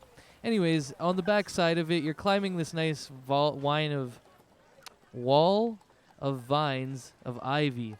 And as you're climbing up, one of the branches totally breaks, and then the whole thing comes down as you clamber to the ground. You fall to the ground, and you are covered in a net of ivy. This net of ivy is probably like, 30 or 40 pounds and 2 stories worth of ivy. You are definitely caught up in it as you're like restrained and, tangled. And then you also take a certain amount of damage, and I'll go ahead and roll that now. Yeah, this is just the repercussions of poor decisions. Oh my god, Ileana! Ow. It probably would have been better if I just... One sec. And at this point, Broab sticks his head out the window and he's like, "Hey, who's out there?" Perfect. I'm gonna take my mage hand and grab the Broab. Oh wait, no. Shoot. It was inside, wasn't it? Yep, it's inside. Dang it. Okay, so Ileana's going to, I'm stuck, so I'm just going to, like, look up and be like, go check your desk. He kind of looks at you. He's like, For once, Five is feeling what Gwen usually feels, which is just embarrassment.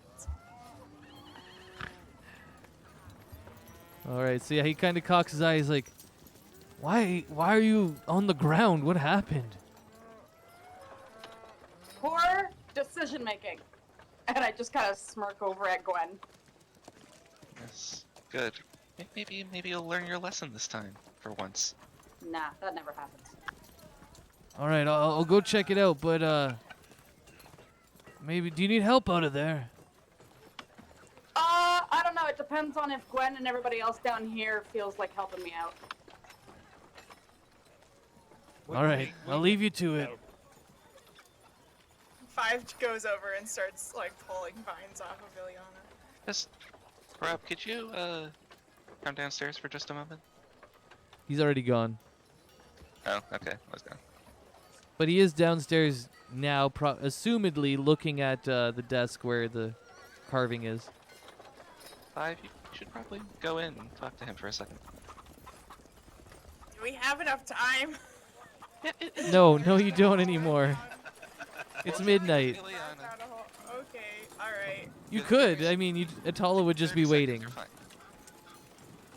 Alright, Okay, good. We'll take care of Five, it. like, slinks in the door, looking like she would rather be anywhere than there.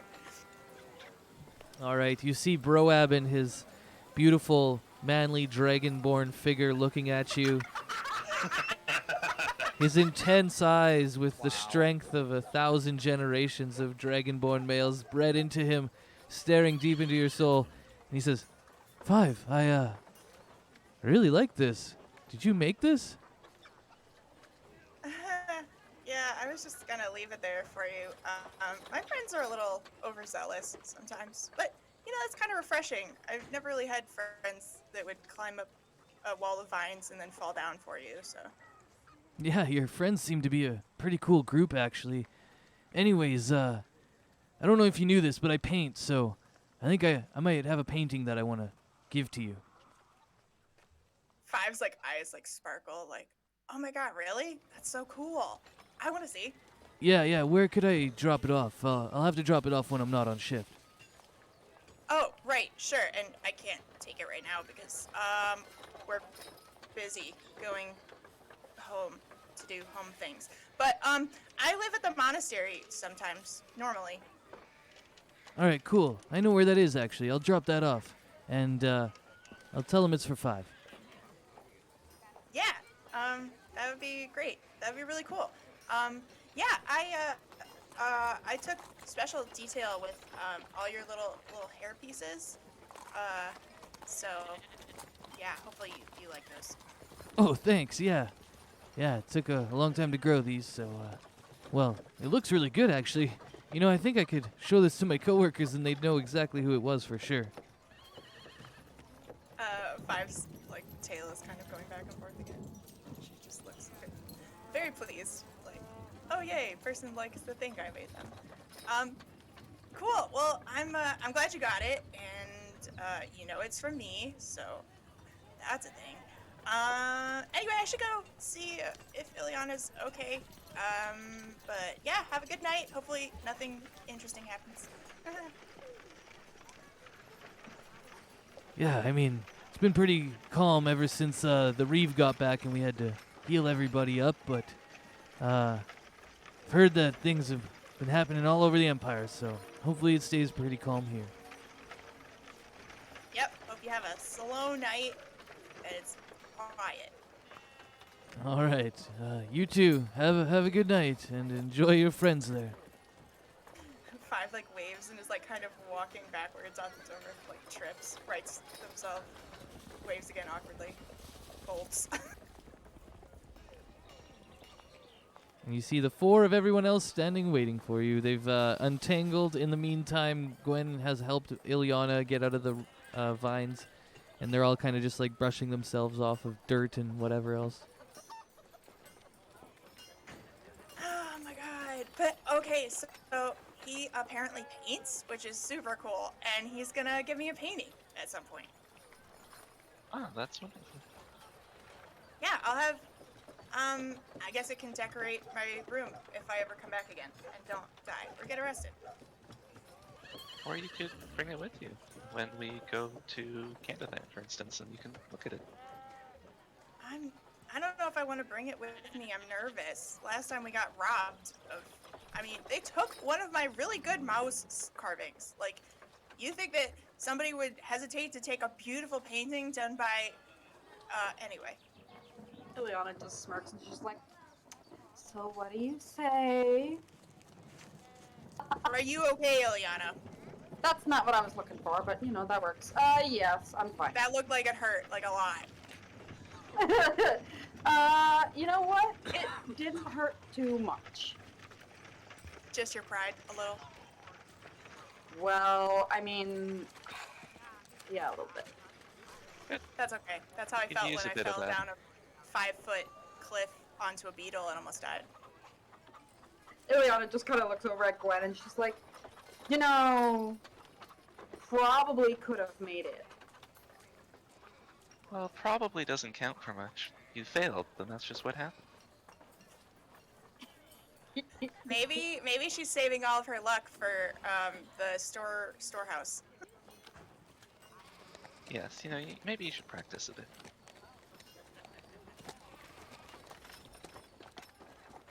Well, we should go meet Atala before she thinks we're not coming. All right. Go do the thing. Well, since you guys are already hanging around Ghost Hall, you can see that there's some trees kind of around the Reeves mansion and some guards and stuff. But Atala's kind of hanging by one of the trees near the gate to the city. And, you know, she's kind of just been, like, watching you guys do this stuff for now. Also, I wanted to take a second and give Ilyana inspiration for just doing crazy shit. Of course. Yes, thank you, Liana. Your crazy shit's always appreciated. All right, so yeah, you guys agree that you're ready to do it, and you see Atala kind of hanging by a tree waiting for you guys to kind of approach and get this underway. Wait, so was Atala just watching us the whole time? Yeah, she's kind of... Please tell me she saw everything. Yeah, Please. yeah, oh yeah, totally. Yeah, she's been watching you guys. She's been waiting here probably like 10, 15 minutes early. She's like very punctual, so... Turn and see her like, oh hey Atala! Oh, hello everyone. Looked like you were getting up to quite the adventure there. What was going on? Liliana was making very bad decisions and was appropriately punished for it, and other than that, we're fine. I mean, to be fair, had I not climbed up there and made such a ruckus, he never would have stuck his head out, and, you know, she wouldn't have gotten the credit she deserved. You know, there are stairs inside, right? That takes too long. Have you seen the inside of that? It's like a maze. That There's is one true. staircase that leads to one other floor. No, it's very confusing. It just goes around. It is a little confusing. Beryl, you don't get a say in what is and what is not confusing. I mean, Anyway, a lot of things are confusing. for you, yes. Anyway, Atala, I think we're ready to go. All right, well, I wasn't sure about last time. You guys seemed to argue a bit about who was actually going to come on the this excursion. I think we ended up saying that Ilyana would be the one to go in, and I would support her with a little bit of my abilities. I do have the ability to make you all quite stealthy, but I'm not sure if I could do everyone, and, well, I'm not sure if everyone wants to go. So, who is actually partaking in this little caper? you gonna come with us, like, as an animal?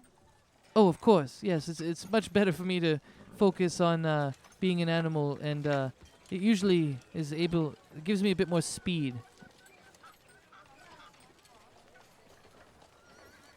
If I need to get out of there or something. I mean, I could stay outside and make bird noise if I see someone coming. Perfect. I think we would want maybe a couple on the outside, just to keep eyes out. But maybe, and it would bring a lot less attention. Yes, it'd be better for me to stay outside as well. Okay. So we'll have Gwen and Globuk on the outside. We know that I'm pretty sure you want to go inside, right, Ilyana? You're gonna help me out with this? Yeah, I guess. Okay, and that leaves 5 in Barrel. Which one of you? Where will you be? I'm pretty dexterous and stealthy, so I can come maybe like be a point person, like part way or something in case you need help or anything like that. All right. Well, how about this? Yes, I think you could be on the middle. So yeah, Ilyana and I will go in, and you can watch over us, maybe in a tree or something, hide somewhere else, and then if something goes wrong, you could also make the signal to the far outside group with Globuk and Gwen. I know that we've been here several times and we stayed here, or some of them stayed here. So would I know? Is there like a good tree somewhere around where they're gonna be that would be a good place to hold up? Yep, for sure. Cool. Then 5 nods. Yep. I got your backs. Wonderful. All right, so we'll put 5 in a tree somewhere, and then we'll go in. We'll be the infiltrators, Ilyana. So what should signal be? I can make bird noise like chicken and bird noise like caw. Wow, those are both really good. I think any chicken is good, right? Any sort of chicken sound? Okay, I make chicken noise if I see someone. That I wasn't feel very like convincing. chickens are asleep at night. Owls are awake at night. There we go. An owl noise. There you go. Who? What owl sound like? Who? Hoot Ooh, hoot. That's not bad. ooh, ooh, Are we Little bit gonna higher be able to pitch. do it? Ooh, ooh. ooh, Come on, you can raise your voice a little, Globuk, right? ooh. Hey Beryl, how's your bird calls? Tweet, tweet? Listen, bud, you've got high charisma, which means your performance is good.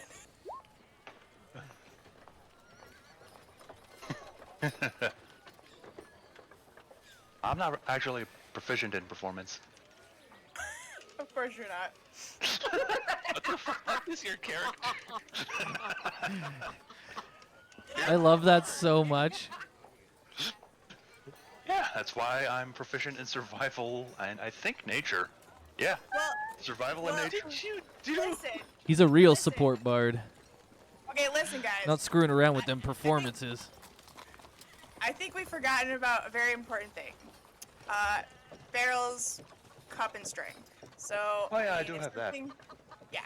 So if I have something to report, I'll make the thingy. But if you just keep in contact with me on occasion, that should be fine. Can you do that like as many times as you want? Yeah, I think so. I don't think the Cool. cup breaks.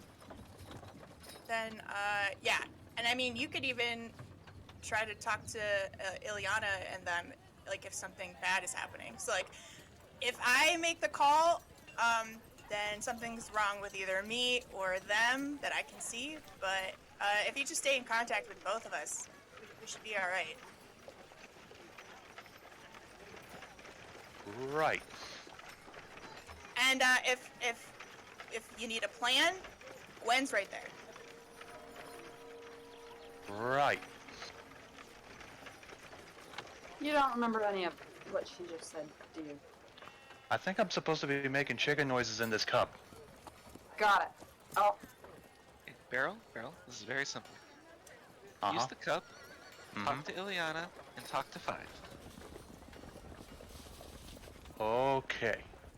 Yep, you either Ask- just say what and- Gwen tells you to say, or relay what we say to you. You Okay. know what the word relay means, Beryl?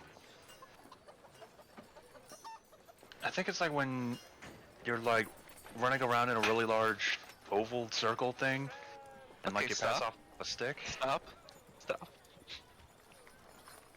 If okay, if either Ileana or Atala or Five says anything to you, you tell Globuk and I what they said, and I will tell you what to say back. Okay? Okay. See, I get the Great. feeling that you don't understand what just happened here. It'll be fine. I usually don't. I'm starting to see why you're no longer with a crime syndicate. I don't understand how you're with a crime syndicate in the first place. It's the good looks. Oh yeah, those helped. Yes. That answers a lot of questions. He was just I the mean, high. I was gonna I say, don't I get it. mean, he can't technically snitch if he doesn't know what's going on. Right. But how does he help? You know what? We're getting off topic. Let's just go, and I'm sure Beryl will come through when we need him. Hey Atala, did you find anything out today from anyone inside the Reeves Manor?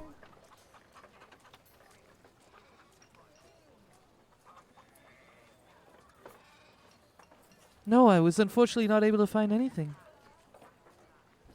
Yeah, we have a few leads, but we figured starting here maybe would be the fastest way. Yes, I'm not sure I feel great about it, but we need to do it because I need to know about whether or not the Reeve is involved.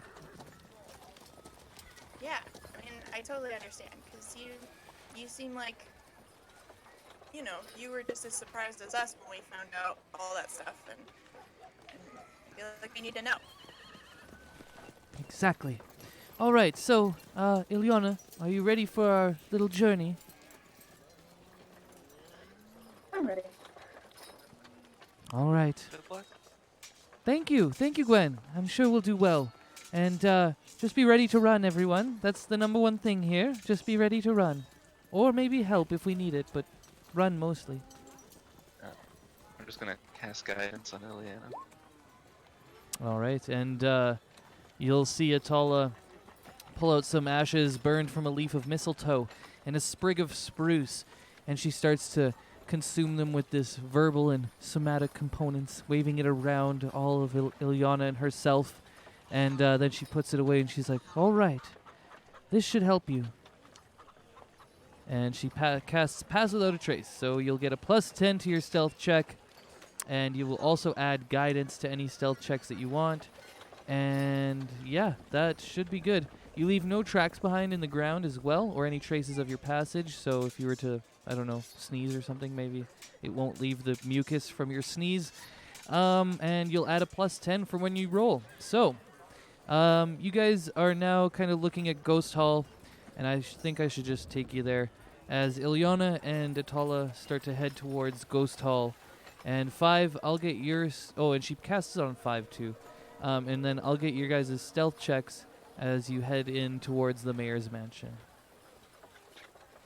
Yeah, I was gonna say, I assume I just have Pass Without a Trace until they leave me.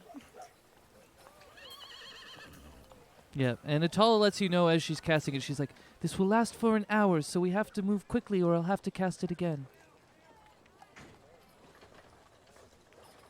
Hopefully we can get in and out within an hour. Okay, so I've highlighted a bunch of different guards here as I've moved you to the new page, right? Yeah, there we go. So we've got the classic Reeves mansion here. You guys have been here before, and you see that there's some guards, 2 guards that you can see at the front of this, and 2 guards on the bottom. So there's 2 guards on the balcony covering 2 entrances, and 2 guards on the ground. And Atala kind of points out to you guys, pardon me, as you're getting situated. She's like, all right, the Reeves mansion is up on the top right balcony. I hope you guys can see the pings. Anyways, and she's like, I know there's usually one guard stationed outside. There's also a couple guards stationed throughout the house. But it's if we can, it's best to go up on the balcony and just try and get straight in through that one guard. If not, then we'll have to go around through the house some other way. There are some windows in the back, but the veranda or the balcony on the second floor doesn't wrap around all the way to the back. It's only a little L right there. So we can get onto that balcony straight from the outside if we'd like, or we could try and move through the middle of the back side of the mansion, and or even the third floor, as she kind of points to another window up there. She's like, there is the third floor option, and then we could come down. So hopefully that wasn't too quick, but there's a lot of different options. There's the third floor window, there's the back, the front, the balcony, or some other way if you can see another way, maybe through a window or something.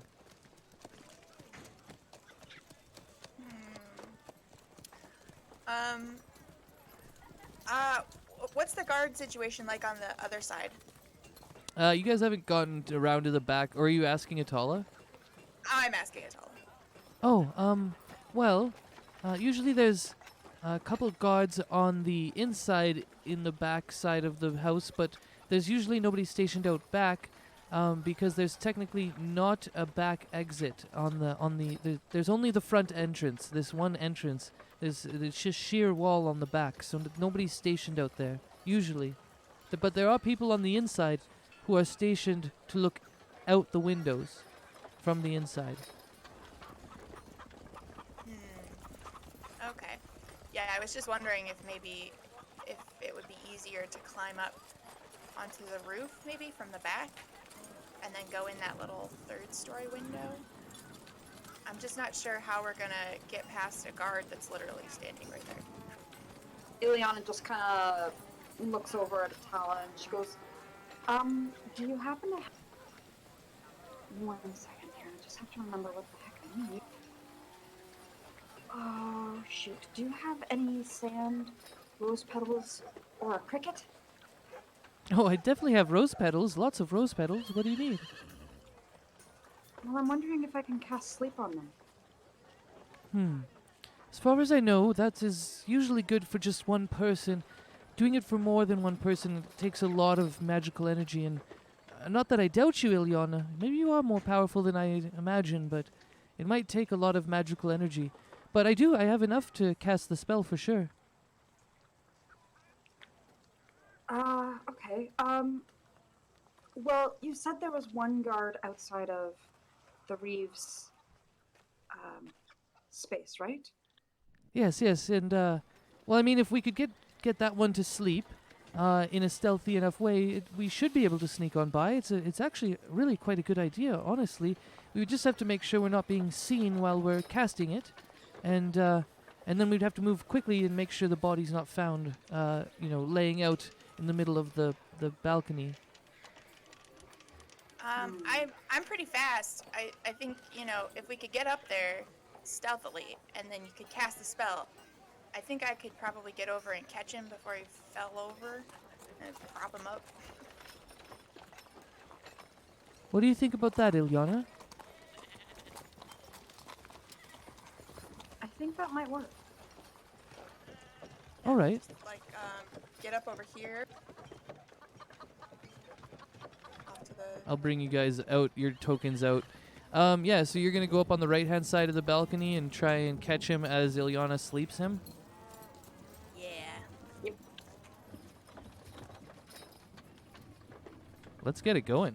All right. Atala doesn't really have anything to help you with this, so she's like, all right, well, I can't really help you with any of my magic, so when this happens, I'm going to turn into a crow, and I'm just going to keep an eye on everything, and it's another bird sound. I know it's going to be really weird, but it's all I could think of that's not an owl. Anyways, so, if you hear a crow, kind of like a krrr, krrr, almost like a pigeon or something, because that's all I can really make the good sound of right now. But anyways, You know, if you hear that Doesn't kind of sound sound, Crow at all. yes, you know what a crow sounds like. I'm Atala, you know, I'm not very good. Oh, caw, caw, thank you. That's what a crow sounds like, yes. There you go. Good thing one of you told me. Anyways, that's what you Okay, need to okay. listen for. That's great though, because maybe while we're over there dealing with that guard, you could go fly to the other side of that other guard, and you could caw, you know, just like a crow would, and then you could just distract him long enough for us to, you know, do our thing over here. Oh, Five, that's so smart. All right, we'll do it like a simultaneous infiltration. I love it. All right, are you all ready? We know the plan, right? Yep. Well, see how it goes. Remind me one more time what I'm doing. Okay, you and I are gonna climb up onto the right side of that wrapping porch. Then you're gonna get ready to cast your sleeper spell. Whenever Atala is causing a distraction on the other side of that other guard, with, you know, her being a crow, you're gonna cast sleep, and I'm gonna real quick, like a jackrabbit, run over and catch the guard before he falls, and then kind of, you know, prop him up so he looks like he's not asleep. All right, perfect. But I meant like once we're inside, we won't have a lot of time. Nope. So you're just gonna have to, you know, according to Atala, the desk should just be like right in there. So like, just see what you can find. Just anything?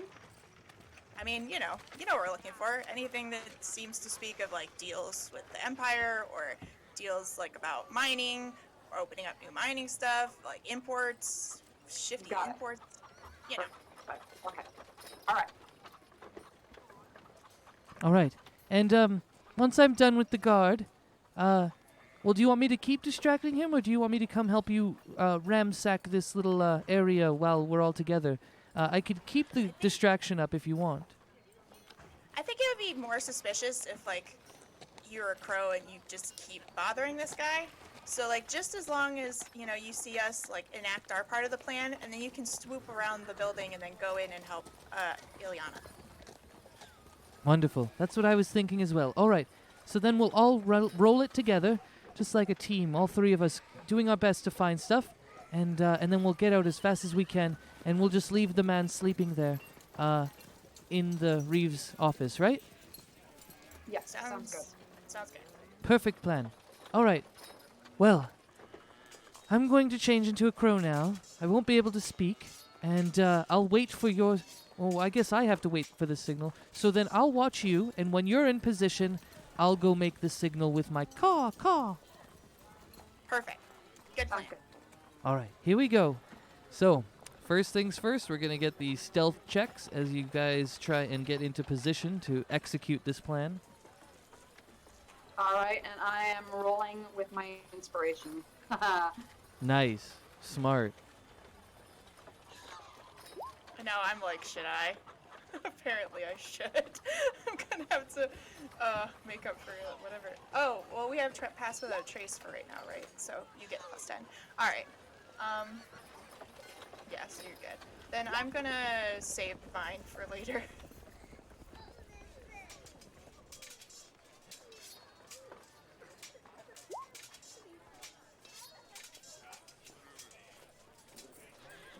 So 20.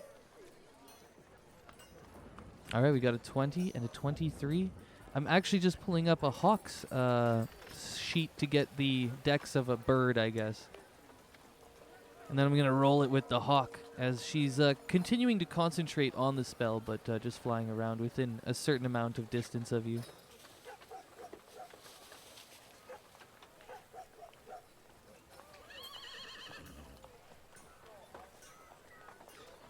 Yeah, I was gonna say we've got it for right now because she's still there, but like once she goes and flies over there, we're just gonna have to rely on our own stealth. You guys blew apart this stealth group check, and it was a really high one. Oh, stealthy. Yep, even I knew the +10 would help, but luckily you guys rolled pretty decently. And yeah, and I mean Atala really well. So Tala is flying above. You know she's very stealthy. She's black as night as a crow, so she's really hard to see as well. But she can see below herself, and she sees you guys get into position. I'm just going to go ahead and put your tokens there now.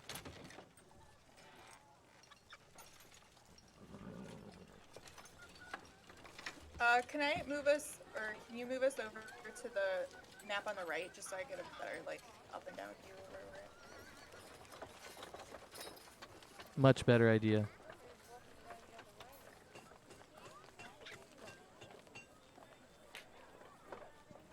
Let's engage top-down mode.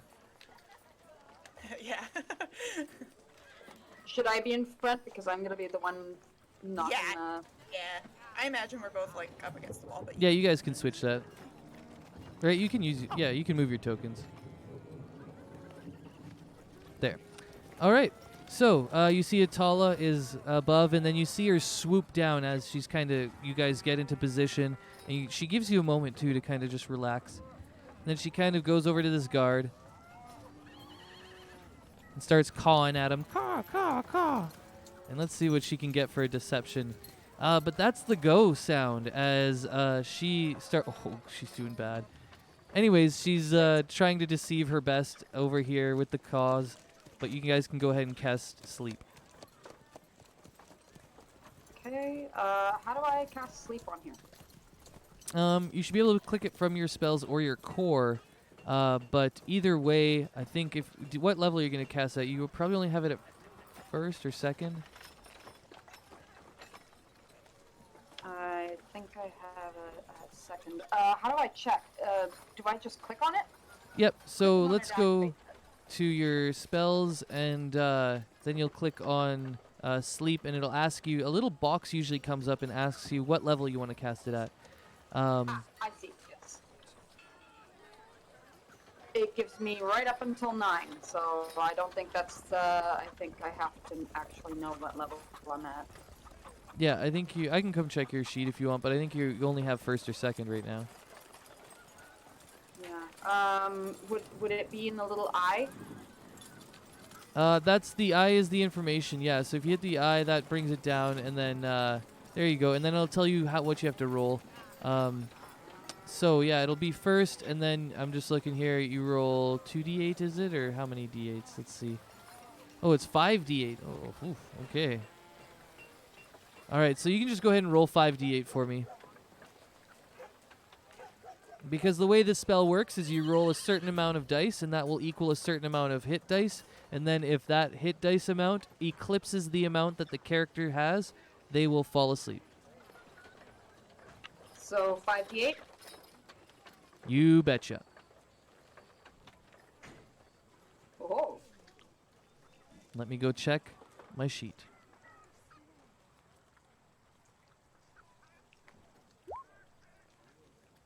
No, that Yep, one did not. you definitely passed it. Okay, with enough. So, yeah, it was close, but you did it.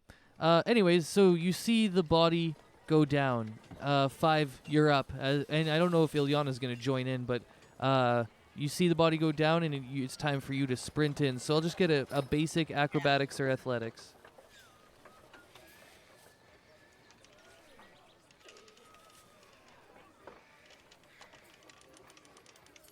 Nice.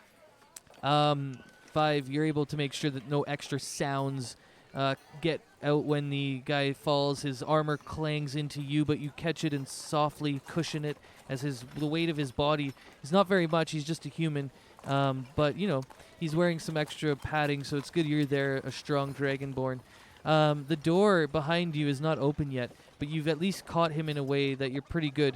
Now, there is a wall here, and it's denoted on the map by the thick white line, and it's also in the art of the front shot. So you're kind of like pressed up against this wall, this very like secretive wall. However, the cawing over here has basically stopped. It seems that Tala's deception, she can't keep it up in a very natural way, so she's flown off. And as you catch the body, you can see Atala's already coming back towards you guys, and the door behind you is still locked, as you can feel yourself pushed up against it. You don't know if it's locked, but it's at least closed. I'm gonna assume it's locked and try to unlock it. Sounds good. So we have 5 kind of pushed up on the side. You can get in the, into where the pick would be, the area of the lock. So you can go ahead and roll your dex tools. Bottom left, you'll just click Thieves' Tools under Skills and Proficiencies, and then roll it with dex.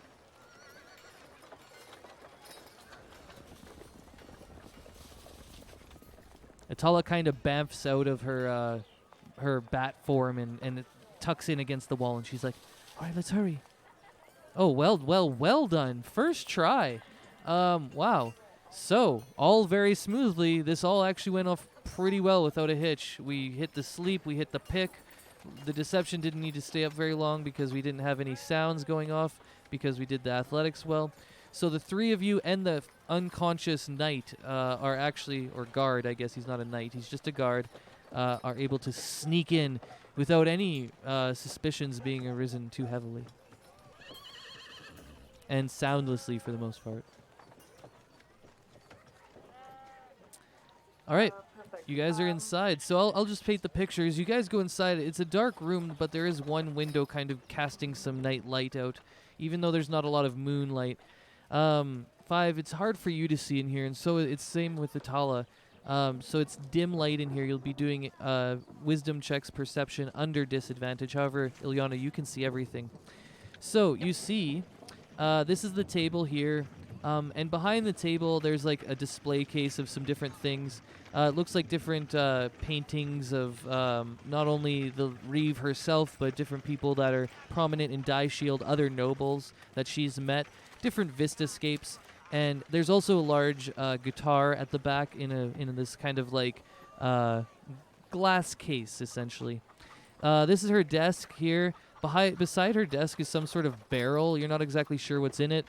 And then, yeah, the rest of it is just seating for everybody else, except for one safe that you find underneath the desk when you're kind of looking over here. So, yeah, there's like a little safe, a little barrel, display case of different things, and then there's also the table itself.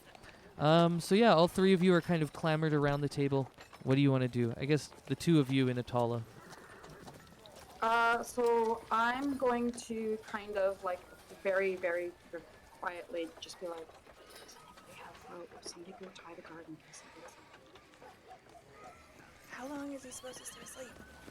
I'm not sure. This is the first time I've cast that, so I don't normally know. It's okay. Just for clarity, it's 1 minute. But yeah, if you don't know, that's fine. You can see that he's starting to already kind of like, move around a little bit. Looks like his sleep's becoming a little more restless. Quick, somebody go tie him up. I think I deleted a lot of 5's rope from the orcs breaking it and breaking it and breaking it. Yeah, do you have any rope? I think he took mine. Do you whisper that, or do you say that out loud? That was me to you. Oh, yeah, I got rope. Okay, good. Atala does too, so she's got rope at the ready. Then I assume you can hand me some, because I don't have any. Sorry, I don't have any. Can I borrow yours? Yeah, I can give you some. That's the weight. Yeah. Okay, so I'm going to just uncheck it, I guess. I only have the one. Yeah, that's sure. You can uncheck it for now. If you're going to retrieve it, then we'll get you to recheck it. If you don't, then we'll just delete it. But yeah, Atala, the 3 of you, all of you get him tied up really well. And Atala kind of takes off her sock and sticks it in his mouth and ties him up a little bit so that he can't really scream. I was literally gonna take off my sock and stick it in his mouth. Oh, I mean 5. Pardon me. Sorry. 5 takes off her sock. Tell me how it goes, 5. 5 sits down and pulls off their shoe and then grabs their sock and sticks it in his Beautiful. I love it. Thank you. Is that good flavor for you? Well, we'll ask him later. Now my sock isn't good. There you go. Yeah, that's like the first thing that 5 does, because just if he regains the ability to make noise before he regains the ability to move, we don't want. Is he wearing like all that armor and stuff too? Yeah, they're like pretty armored up. They're armored up, but it seems like pretty plain armor. Okay, then Five is gonna take. I mean, currently Five is still wearing the vestments of like an acolyte from Gwen. So Five is just gonna rip off a chunk of that and like wrap it around the guard's like little helmet eye holes, so he also can't see who we are. Oh, that was really smart, Five. I thought of the sock thing. I was gonna do, but I didn't think about the eye holes. Yeah, we don't want him to see us. All right, let's go ahead and ransack this place real quick. I see a safe. I'm gonna try and break into it quietly. If you guys can look up onto the table, just see if you can see anything that has to do with the mines. All right, so Atala's going to roll an investigation, or Five, you can roll an investigation with advantage as she helps you, and Ilyana, you can roll your tools again. I'm gonna go out on a limb and say that Atala is probably smarter than me, so I would rather just help her maybe have advantage. All right, I will roll hers. She has a +3, and I will take the advantage from her. Wonderful. So, eventually she pulls up something and she's like, oh, I think I have something here. But first we'll go to Ilyana. That's not enough to do it. You don't break your thieves' tools or anything. However, this safe is a little clunky and old, and it seems like if you really mess with it too much, it might make too much noise. And it might alert other people that are deeper within the house. So you after your first attempt, you kind of get the idea that it's going to be risky to keep going on further. I still have 1 flask of oil left. Can I consider oiling it and attempting again? For sure, yeah, I'd say it doesn't even take the flask fully because you just have to sort of dip your tools in it or whatever, coat them nicely. So yeah, this time advantage because that's a good idea, and yeah, go ahead and just roll it with advantage. But again, if you fail too hard.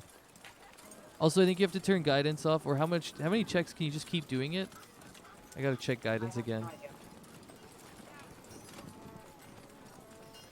I thought it was 1d4 for the duration, but... Oh, guidance lasts for 1 minute, but you only get 1 use of it. Yeah, 1 use, yeah, exactly. Okay, so I've unchecked it then, because I figured probably already used it by now. Yeah, so just thieves' tools again with Dex. You bet. And it's it's with what did you call it? Advantage. Yep, so it'll roll it itself, and I'll just take the higher of the... Oh! Yes! Wow, okay. All right, you cracked that safe open, and it comes so smooth when you feel... You put those tools in, and they're just like... They grind on the locks perfectly. It's like really nice, and you can feel the one pop, and you're like, oh, this is going smooth, and then the rest just follow right after, like a domino effect of ease. And as you crack it open, you can see inside that there's definitely some gold, and also looks like there's some gems. It looks like there's some rubies and some emeralds. So there's 20 GP. Here, I'll just type it out.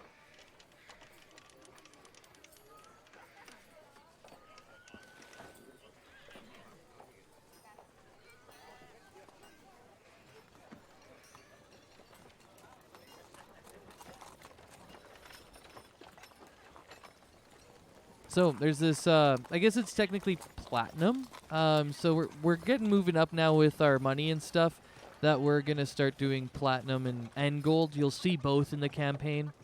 So you see a little bit of PP in the Reeves safe, and and you see the emeralds and rubies there.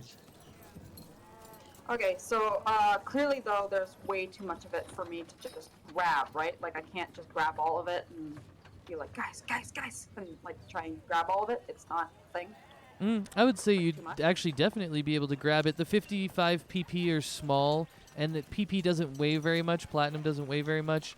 And then the gold, the rubies and the emeralds, they're both pretty expensive per weight or whatever, so it's, you know, a small piece is worth quite a bit. Okay, but like, I mean, just in general, like, that's a lot of things to hold.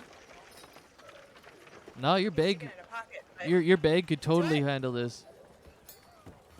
do we see her pop this open? I mean, I assume. But You guys were invested in your investigation, so I would say currently, you know, you were doing that stuff, and then Atala had just found what we were looking for, essentially. Oh, so Atala did find something. Yep, yeah, I was just waiting to play one side out at a time.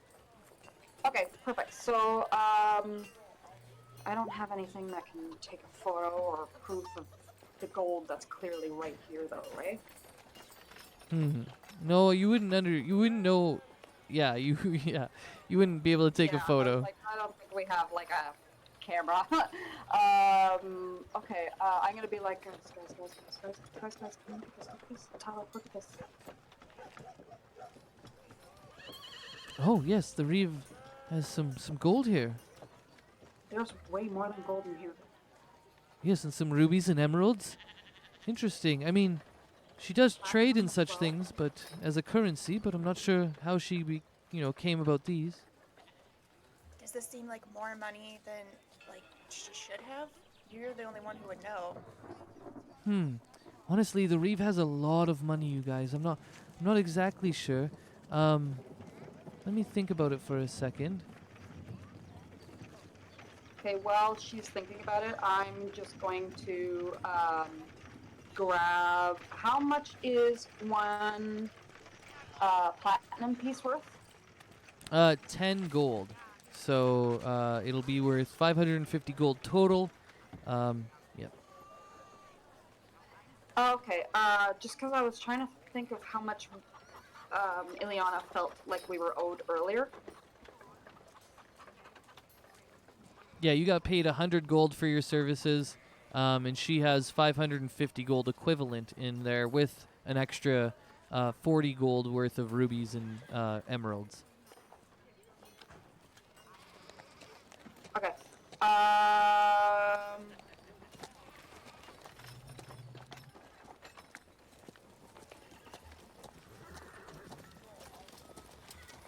Atala's kind of like, yeah, I don't really know. I think that's kind of normal, but I'm not sure.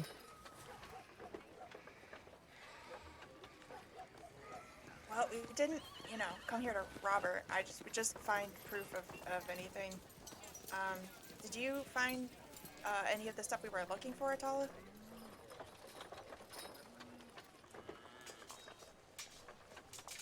Oh yeah, I found a little piece of paper. It says something here about mining, but well, I was just about to read it. Let me see here. Yes, it says something about increasing security at the warehouse due to the Grey Shields, but it doesn't make any sense because it says that it says that the Grey Shields have been getting very rich lately, and there's been suspicious activities all around the warehouse that we have here in Die Shield. I know a little bit about the Grey Shields. They were a cousin family to the Die Shields, but eventually the Leodons took over the city, and well, it's interesting. I'm not sure why she's increasing the guards, but it says here that they're scared that they've been growing with power lately. Interesting. What do you seem to make of that? I don't know, but maybe we should just bring it with us, and then we can ask the rest of them later. Is that basically it? Have we found everything? Ileana's going to do two things. She's going to attempt to do sleight of hand to grab 10 platinum pieces. Okay. Hit me with that check. And what's the other thing? Okay. The other thing is she's going to run perception and see if there's any other pieces of paper that she can see or traces of mining proof. All right. Go ahead and roll me another investigation. This one will just be straight. No advantages or disadvantages. All right, so which one am I doing first, the sleight of hand or the investigation? Well, you could do both if you use your mage hand. Okay, I'm going to do both then. at the same time. Yeah, I think it'd be great because they'd be like kind of looking at you investigating things while you're stealing things. Yeah. All right. So. Ileana's a multitasker. Yeah. Sleight of hand with the mage hand first. Gonna just do that. But before I do that, would that get me some inspiration? Because I'm doing the roguey, steely, magey, handy thingy, my bobber. Maybe. I already gave you inspiration once. I'll wait. I'll probably give you it again. Don't worry. Okay. So sleight of hand. Here we go. It's good. I just don't want to do it right now. It's worthy. It's definitely worthy. It's just we'll hold off. Nice rolls, by the way. You definitely pull it off. I'm gonna say Atala's not looking. 5. If you want to try and see what's going on, you could roll a perception check and beat that. Yeah, we'll see if Five's paying more attention to Ileana or the guard. I mean, it's 22. It's high.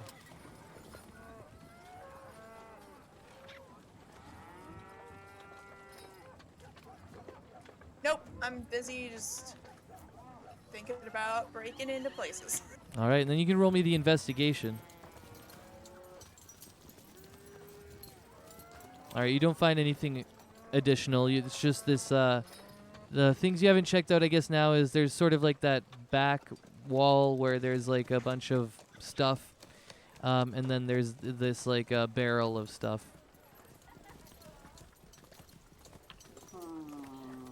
I'm going to see if I can investigate the barrel with my mage hand. Okay, so are you just gonna like crack it open with your mage hand? I'm gonna see if there's a loose piece first. Oh, okay. No, it's an indescript barrel. It seems that around the bottom there's like this pump that you would stick into it, and then it kind of like pumps up liquor or whatever is inside of it. Pardon me, liquid. So yeah, that's how you would use it. But other than that, you don't know what's in it yet. There is the pump you said it's at the bottom. So if I was to pull out the pump, it would probably leak if there was liquid in it, right? Yep, definitely. Okay, and the top of it, is it sealed down? Yeah, there's a place where it looks like it got poured in and then hammered down with like a large wooden type cork. Okay, can I, with my mage hand, see if I can uncork it? Yep, yeah, go ahead. Well, actually, I'll say that while you try it, you just don't have enough strength with the mage hand. You go, you do it, and it fails. Alright, It's also I don't about... trust the barrel, so I'm trying to figure out how to, like... Fair enough. It's also about this time that the guard is starting to wake up. His restlessness has become almost like, you know, you've got about 10 seconds before he's going to actually wake up now. Guys, we should probably go. Okay, sounds good. So I'm gonna, like, close the safe thing and lock it again, and then, like, get ready to bolt with everybody else. All right. Atala, you can see, has already started to head back outside, and she's changing back into a bird again. She's like, I'll meet you outside with the rest of them. Bird, caca. Five is just standing there waiting for Ileana to leave. You know, no man left behind. Okay, let's go. All right. We'll get one last group stealth check as we all leave, just to see how we do as we're leaving. Does Atala still have Pass Without Trace on? You bet. Yeah, it lasts for an hour, and she's still concentrating on it. She can move in and out of beast form with concentration. It doesn't end any of her spells. All right, so this one's not as good. Let's see how... I actually have to add this one up.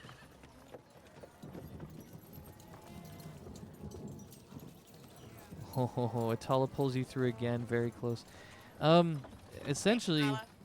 Yeah, and this one was by 1, 2, 3... Well, actually, it wasn't too bad. Actually, Ileana did pretty good, too. Anyways, you guys make it out. 5, while you're running, you kind of clip a root one of the trees gets your foot, and you're not being as dexterous as you normally are, and you kind of trip and stumble and make a bunch of sound. And Ilyana shoots you like a hot glance as she looks over her shoulder, not saying anything. But you guys, maintain your cool. And above you see Atala fly with you, and you make it out. Atala shoots the glare? No, you do, Ilyana, if you want. You don't have to. I mean. Oh, okay. I'm just gonna be like, just kind of like finger to mouth kind of thing. But 5 gives you like a rut-row. But Nice, a little Scooby-Doo moment that doesn't quite put you under, but makes you a little bit on edge as you leave. But yeah, Atala lands amongst Gwen, Glowbuck, and the rest of them, and I think will take us away from the Reeves mansion now as you have finished your infiltration quite successfully. And let's see, where am I going here? Die Shield, that's where we're going. Booyah, you're all together there, just outside Ghost Hall. And, Glowbuck, Beryl, Gwen, you see them all returning. But you know what? I think this is a good time now to actually take a break. If we want to all take a little break, we can do that because we went past the top of the hour there. So, yeah, we'll take like a 5-minute break. I got to get some water and stuff. And then we can see what you got. yep, ERB. Woo. BRB.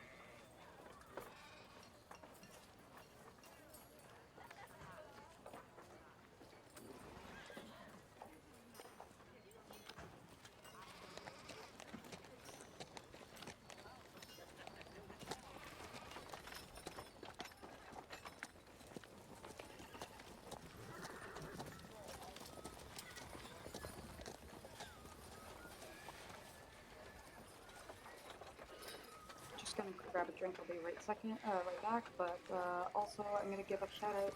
Hey, Jasper. He's watching us play right now. Friend of mine.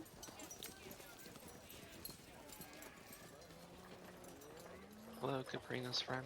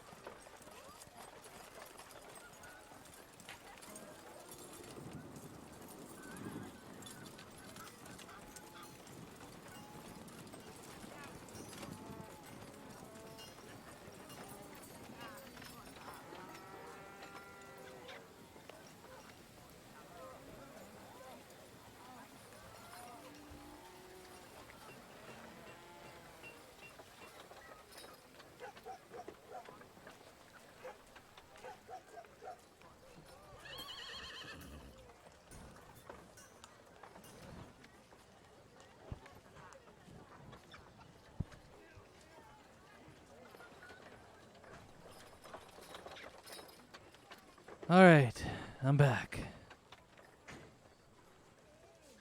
Welcome back.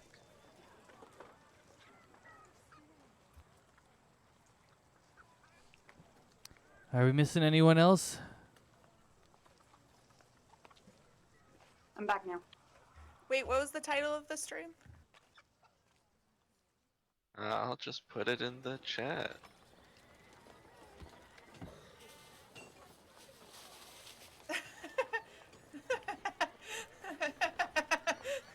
Oh no. If only we had a bard. I know, right? Yeah. That'd be great, yeah. All right, well, you guys have just finished your caper, your heist. And yeah, you're all hanging here. Atala's kind of got this piece of paper in front of her, and she's like, well, we did find something. You wanna maybe move a little bit away from the mansion? We go back to Night Owl. Yeah, let's go back to Night Owl. All right. I don't know if I feel comfortable bringing 5 in there again. We could go to the Don't worry, I inn. won't drink. Oh, that's true. Yeah, there's the Red Bark Inn, just like right over there. Or we could That works. maybe go to the square. That feels a little too like open. True. That's go. And I'm that on works the too.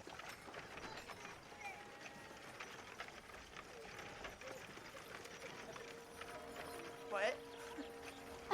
That's what I was just looking at the screen like, eh.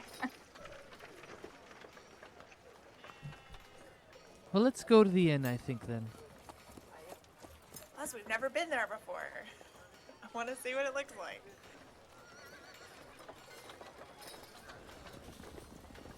All right. And sounds good. Okay, but no more drinks for 5, okay? No, my drinking days are long behind me. Okay, yeah, sure. An hour behind you, but yeah. So, It was ages ago, Gwen. I just pulled off a heist. I'm a different person now. maybe don't say that out loud. A hardened criminal. You guys are killing me. Whole I've situation. turned to a life of crime. I can't do anything except in the shadows now. Anna, what have you done to her? Join me. Good. Good.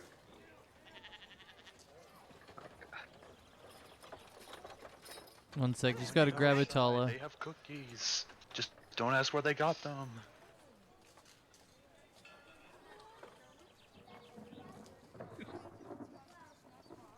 I guess I've probably been here before, or at least like passed it by, maybe. Just, you know, when I was playing hoop and stick, I was bored.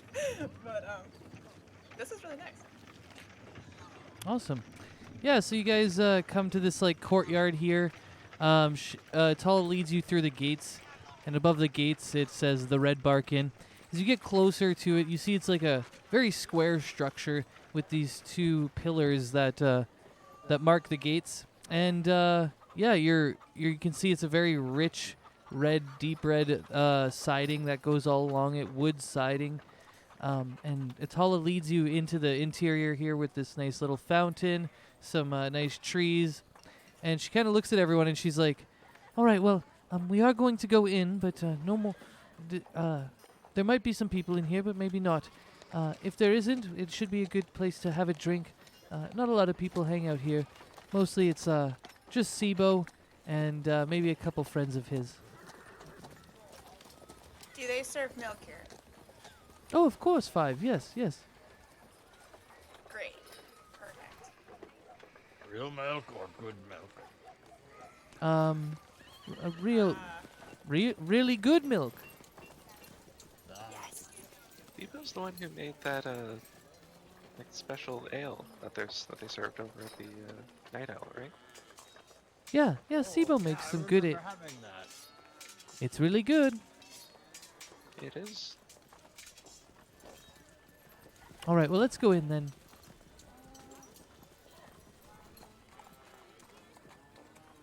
Do they You do all- like? Can you get like a private room or?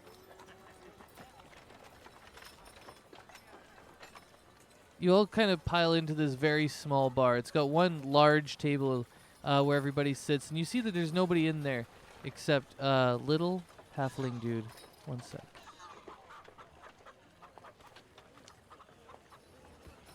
Can I look around intently to make sure there's nobody else there? For sure, you can roll perception if you'd like as you look around, entering the Those have room. gone so well for me so far. But, you know, nobody ever said that Sketchy was a quitter, so we're gonna try again.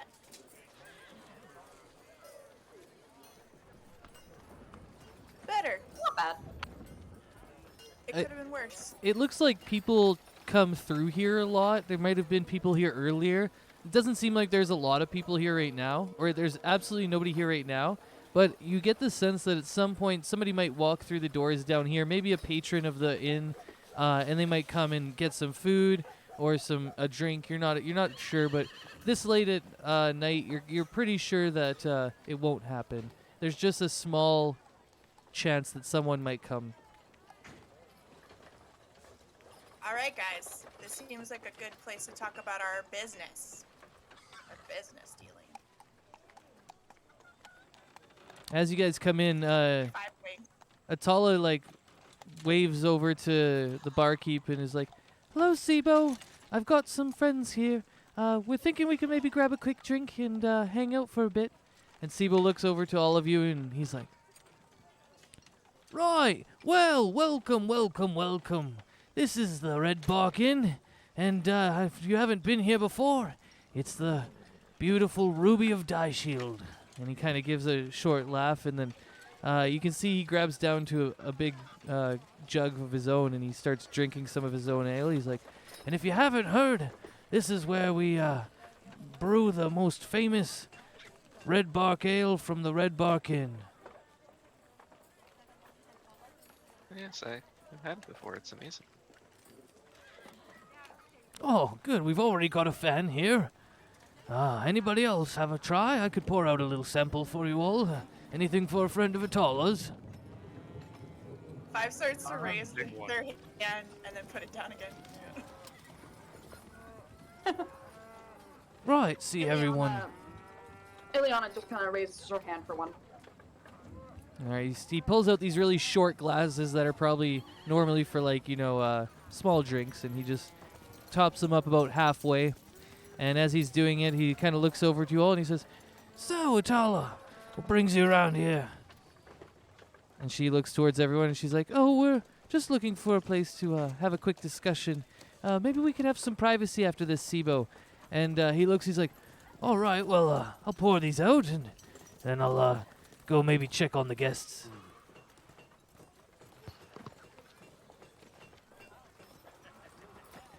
Has 5 met Sibo before? I mean, does he come into the Dice Shield pretty often? Or? I'd leave it up to you. I'd say it's pretty unlikely, as he spends most of his time at the inn. But if you've ever come to visit the inn, I mean, it probably caught your fascination maybe as a kid. So you might have ran in and out of here, but you probably wouldn't have had a lot of one-on-one interaction with Sibo, I don't think. Okay. Well, then 5 just kind of waves in a friendly manner and is like, "Can I get a glass of milk?" Right, yeah, of course. Let me go to the back here, and then here, I'll give everybody a little bit of a drink, and then I'll go to the back and get you some milk. And he goes and hands out everybody a little bit of the ale, and then he goes back to the back side of the bar, and you hear him tinking around and opening stuff, and comes back with a glass of milk for you 5. 5 takes it and looks very happy. And then he goes to Atala and he looks at her and he says, "All right, well, I'm going to go check on me inmates and all that to go see if we can find some people here. And, well, hopefully you all like that one.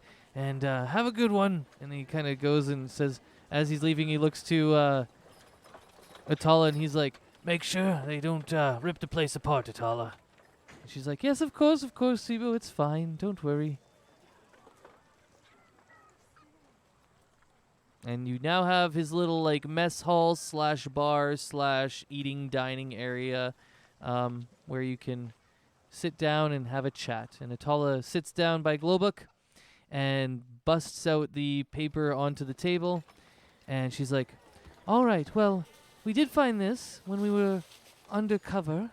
And it says that they increased the guards at the warehouse here in town that the Reeve owns, because a certain noble household that has normally opposed the Reeve, the Grey Shields, well, they've been doing some suspicious activity around there, and, well, recently they've gotten very rich, it says, and very powerful quite quickly.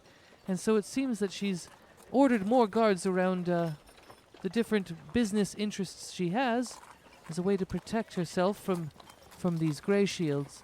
I also happen to know that, well, they're former cousin family of the old Die Shields, and, well, many times it's been spoken of that they'd want to take the nobility back and have the Reeve Hood for their family again, but I'm not sure what that would mean, other than maybe they've been the ones that have been doing the mining underground, or the Reeve has had to do the mining underground as a way to respond to this new threat. I'm not sure what to make of it. What do you all make of it? Ileana just kind of like takes a sip of the ale, and then she looks over and she's like, perhaps they're working together?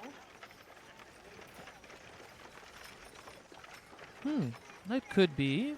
It seemed that this nature of this note seemed that she was threatened by them, but potentially this could be like a red herring or something to throw people off her scent. Not to mention that, I mean, if they were doing anything sketchy at the warehouse, wouldn't the guards have noticed?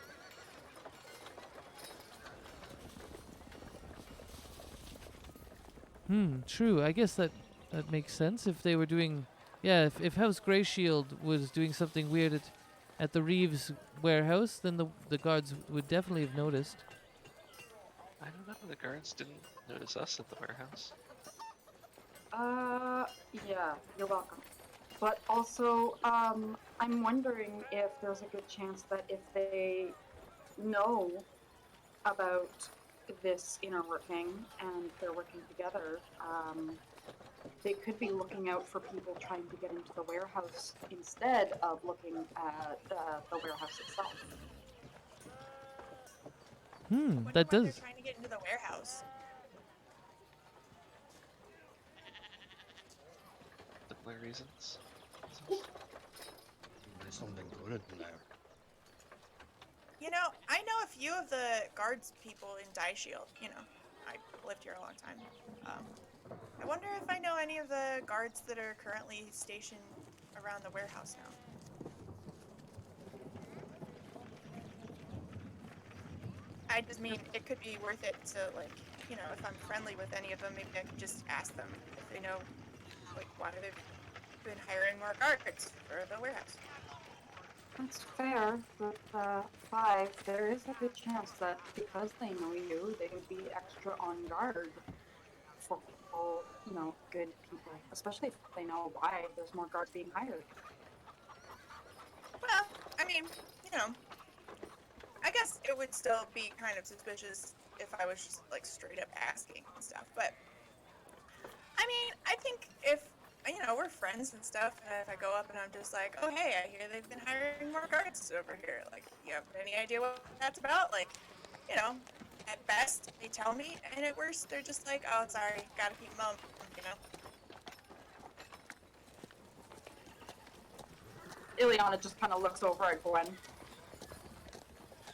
I'm just saying, it could be worth a shot, like, you know, tomorrow morning or something. Like, you guys can just go wait so you don't see us together, and I'll just be... And I don't even know if I know any of the guards currently there, but, you know, I could just look around and see. I wonder if there's a way we can stake it out so that you can see if there's any guards you know, but then perhaps meet them somewhere else later on in the city and, like, try to talk to them elsewhere. Because I think you just kind of going over to the warehouse might raise some suspicion. Yeah. No, I mean, that's not a bad plan. I don't know about this plan in general. You're not. Sorry, but you're not the best, like, talker. Yeah, it's weird. You know, you would think I'm much more charming than I actually am for some reason. Yeah, you seem to have a really hard time lying, which is great. That's a wonderful trait to have. But for this specific situation, it might be. It might want. It might cause us to look for a different plan. Well, I mean, that's fine. I was just figured we could try to get some information before breaking in. I mean, yeah. I mean, speaking of information, I almost sound like we need to investigate the gray shield people. To me, it sounds like if they're getting rich, then maybe they're the ones mining, but that's just my thought. Are the Gray Shields still in Die Shield, or like were they ousted when the rule of Die Shield changed hands and they like don't technically live there anymore? Oh, roll a history for the lore drop. Woo! Hey, there's that 0 int again. All right, you passed. It was 10. This is a known thing about Die Shield. It's a pretty new town in the whole empire, but about 100 years ago, it's been talked about, and you've heard that the Leodons took over power. So you would assume it was maybe the great grandfather of Thea, or maybe like her grandfather or something like that, was able to wrestle the power away from the Gray Shields. And the Gray Shields were sort of this like hybrid family that was kind of in rot as it was falling from power. And they were descended originally from the Die Shield family that originally settled Die Shield. Are they, like, and ever are since they still then, in town? sorry, yeah, and ever since then, they've been living at Malice Mountain, about 2 hours or about a half day's trip north, and that's where they like run all of their. Well, okay, Malice. We'll get into the history of Malice Mountain too later, but anyways, that's where they run their whole thing from. And Malice Mountain used to be called that because a dragon lived there, just like at Die Shield here.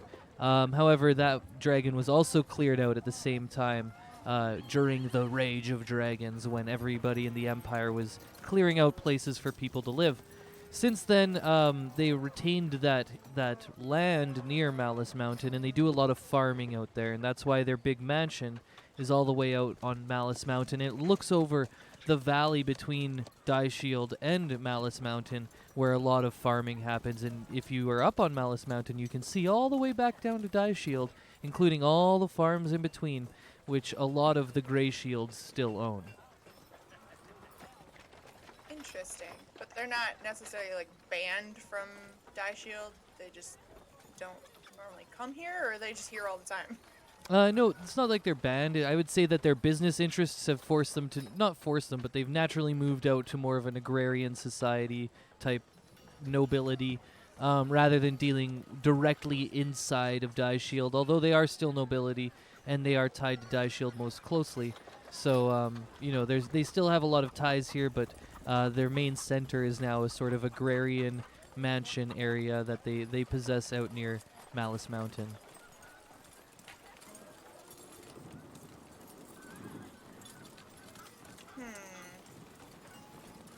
Well, so, I mean, it sounds like the Gray Shields want into the Reeves storehouse for whatever reason. But I guess if we're gonna go in there anyway, we'll find out why.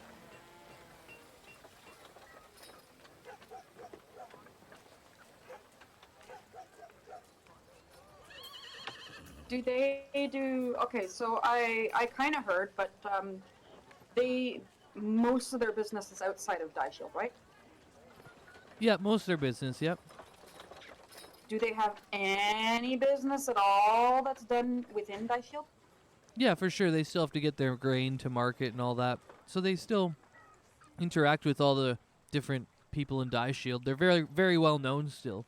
It's just that their center base isn't here anymore. Got it. I was gonna say, is there any like place we could investigate that's within Dice Shield that they run? You wouldn't know that, but you could maybe ask Atala or Five. Yeah, I think I will. Do you guys know if there's any business or any sort of like trading market or something that they still run here? Like, is there a small business or I don't know, like a vendor or something that they still have ownership of here? Yeah, so Five, it would be above you, I think, to know all the bureaucracies and ins and outs of this. But essentially, they have like offices where they do grain trading, so they have like people who negotiate different prices and transportation of the different goods, and including like different cows and stuff like that, milk. And anyways, but that's all like way above you. You don't know the bureaucratical stuff of Die Shield very well. But Atala kind of speaks up and she's like, well, it does seem that they are an agrarian type of nobility, so we could maybe start looking around and asking to see if we know anybody in that profession. Yeah, the Grey Shields are sort of an infamous family even after all this time. So, I mean, they have a presence here, but it's not... They like to keep themselves on the down low, kind of.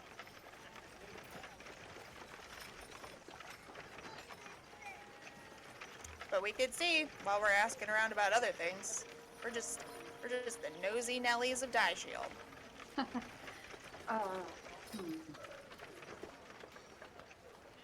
So Ileana just kind of goes quiet a little bit, and she's like clearly pondering something. Well, at least we didn't find out definitively one way or another yet if the Reeve was behind any of this. So I don't know if that makes you feel better or worse, Atala. Yeah, I feel like I still need to know some more answers. But I'm sure we might be able to find them. Maybe if we go to the warehouse, or if we ask around a bit more about these Grey Shields and exactly what their dealings have been like lately. I'm a little worried about asking around, especially since the Reeve might be a little on edge after a confrontation, and there's a chance she might notice this document missing and then start getting very suspicious. Yes, and I'm also a little worried as well because soon I'll be reassigned in just a few days. I think it's 2 more days. And, well, once I'm reassigned, I won't be able to help you anymore. Yeah. It's still relatively early at night. We could just go to the warehouse tonight.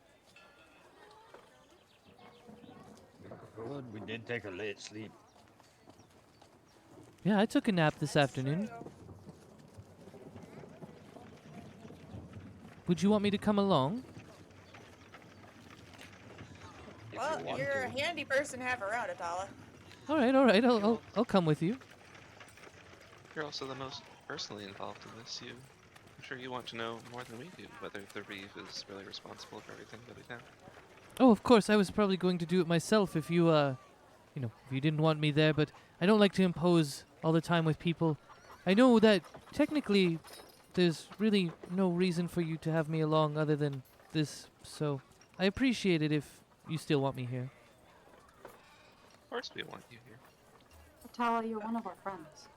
And Five reaches a clawed hand across and like puts it on Atala's and is like, "You've practically been with us since like almost right after we all met. Like you feel like you should be one of our group." Oh, that's so interesting. I thought actually maybe some of you had known each other for longer, but I guess that makes sense that you all met on the beach, I assume then. Yep, who'd have thunk it? Huh. Well, I guess it's just that our paths are crossed. And, well, let's forge ahead. I'd love to go to the warehouse. And, Ilyana, you did so well, and Five, you as well. I'm sure we could do this again. What's your plan once we arrive there?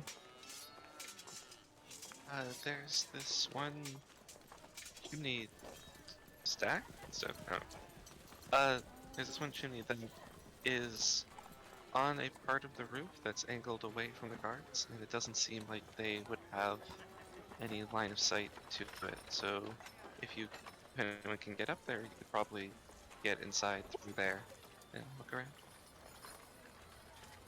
Okay, I think I could do that. So then, would any of you want to come along, or? Oh yeah, I'll be up there. I think I would like to go in this time, just because bigger place in case you get in trouble. 5 like kind of eyeballs Glowbook. Are you?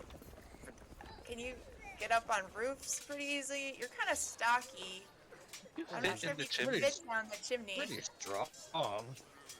Yeah, but can you fit in the chimney? Can you get up to the chimney? If 5 can fit in, I can fit in. Well, Oh, guys, I'm elite. I'm all sinew. guys, guys, didn't you all remember? Like, we made 5 big at one point. Is there a way we can make Glowbucks small? I might be able to do that. That would we would have to depend on Daryl, and I mean, if we're gonna keep them around, we gotta use them at some point.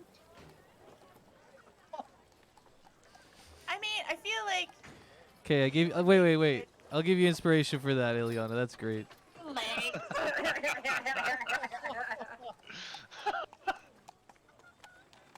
You can put me in your pocket. how long does that last? Daryl, do you know? Would Barrel know? I mean, if I How long think of, does that last? I mean, if I think about it, it might last a minute. I don't know. Well, that would get you up to the roof. I could definitely carry you in my pocket. That would get you in, but how do you get out? I mean, it's Glowback. He could find his way out. I'm pretty sure. But we don't want to. We don't want people to know we were there. Yeah, this is a covert operation. Toji wants to listen I mean, if you want, I stay outside. You know, I think- why don't you get up onto the roof and then you can see if you fit or not, and then decide if you want to keep going. Okay, we can try. Yeah, I think it's good to have, some muscle outside too, just in case you have to like distract the guards or fight them. Either way, I'll be staying outside. Oh, hey, during the last thing, why didn't you try to talk to me at all, Beryl? Things could have been going terrible. Oh, I thought I was waiting for Gwen to say something. I'm just saying, if we do this again, you guys should probably check in at least once. That is on me. I wasn't explicit enough. Yep. It's okay. That was our first time.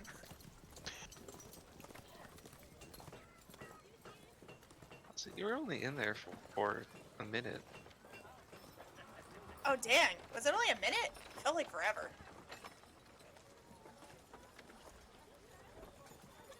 Oh yeah, that was we kind of better quick. get going so we have time in the nighttime. Oh yeah, we're burning moonlight. Don't we need to pay for these drinks first? I thought Yeah, he said they were that's- free sample. Did he? I thought he did. Yeah, I'm pretty sure it was a sample. This is a pretty small glass. Ileana's like looking at the bottom of it like, Okay. Well, my milk was definitely not a trial size, so I should probably go pay for that. I'm sure if you just leave a gold piece or two here, it'll be fine. Atala nods her head. She's like, yeah, I think that'd be fine as well. I mean, alcohol is 2 gold pieces, so I mean, how much can milk be? 5. I have gold pieces. That's a lot of gold. Cows take a lot more effort to raise than grains.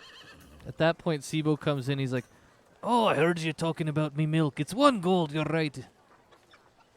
I assume you're Okay, done okay, talking okay. about whatever you were talking about. talking Yep. about how I like to hug Barrel in the nighttime.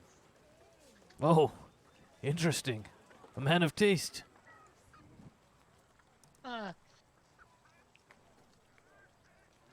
Five was taking the last sip of their milk and then just spit it out. Glowbug, Barrel, I didn't know you guys had that kind of relationship. I'm so happy for you. Oh, I didn't think we were subtle about it.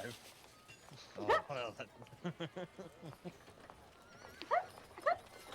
Oh my god, I feel like we should have a party.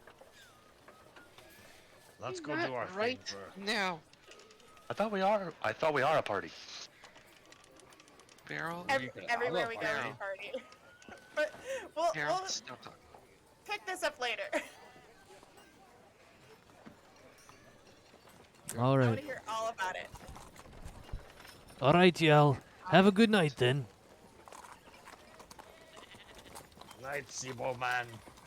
Nice to meet you. Bye. Okay, so you guys are heading now through the streets off to the warehouse. You know, the night it's continuing on. It's probably like closer to 1 or 2 now after you pulled this off and then came to have a little drink, chat about it. And you guys, Five leads you as being the urchin that she is to the warehouse nice and quickly. And I'm going to take you to the alleys and back to the storehouse map. All right, so you guys are kind of, I don't know where you want to be parked or where are you going to park as Five as you approach this warehouse?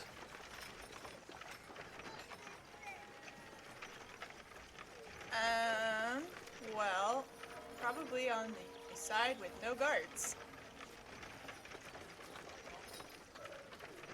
All right, so I'll say you guys are just outside this little alleyway here.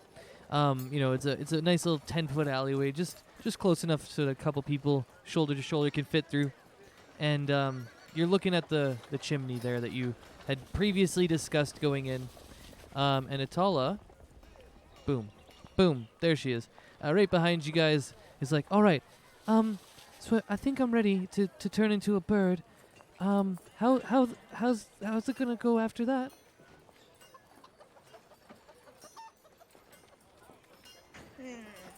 Well, I don't think we'll have any trouble getting up there. Atala, are you pretty dexterous? Can you get up without being a bird, or will that just make things easier for you if you're a bird? Yeah, I'm not sure what advantage not being a bird would give me, but I probably could. I'm kind of dexterous. I mean, I'm more dexterous than not. I mean, I guess it's okay if you're a bird. That'll work out for now. It's just that this time it's kind of hard to know what the plan is because we don't really know what's inside the storehouse. So we're gonna kind of have to make up some of the plan on the fly. That's a bird joke. Oh, Atala, are you able to turn into some sort of monkey? I'm sure I could. Yeah. Why? What are you thinking? Yeah, I have one monkey form. Yeah. Well, I was just wondering. It would help you climb, but it would also give you the hands dexterous enough to grab something if you find anything. Oh, that could work. Yeah. Sure. Yeah, I could change into a monkey and then just do the climbing. Should I climb along with you all, or who's all coming with me?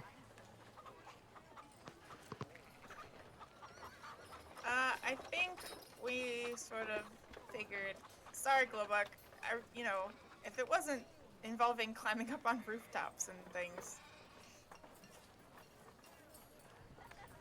But you guys. I tell you, Five, I can get on rooftop. I'm strong, but fine. I mean, I suppose if we had you at the top of the roof, you could help pull us up. But then, I mean, I'm pretty dexterous, so I could probably squeeze my way up. But Glowbug seems pretty confident that he can do it. I get stuck in this chimney. if you get stuck in this chimney, anyway.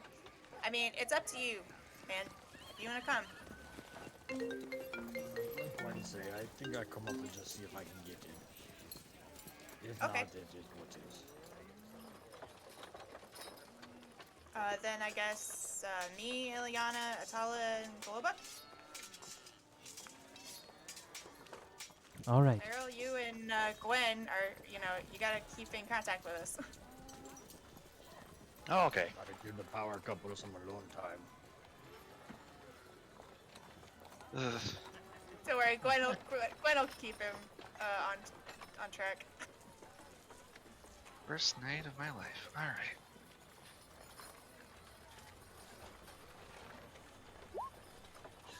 All right. So once again, Atala approaching the front of the alleyways. You're getting ready to leave and look towards the storehouse and start climbing up and getting to this chimney. She pulls out some sprig of spruce, and you all feel this extra dexterity upon you.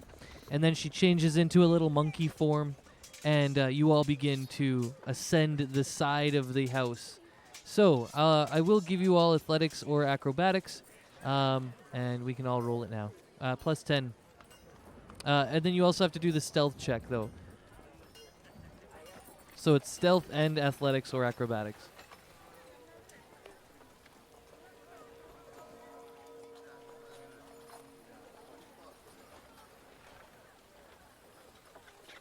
Oh, I kick ass. You do kick ass.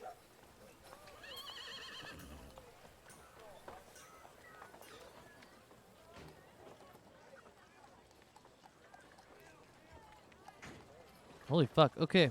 Wow. You guys have a really good assault team going in. You're being very stealthy. Wonderful. Congratulations. And everybody passes their athletics and acrobatics checks as well.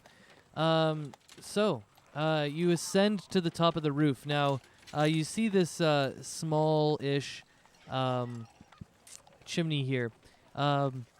Atala looks like she's going to go down first, and she's kind of like ready, sitting on the edge of it. She's going to make it down fine because she's a smaller little 3-foot type creature.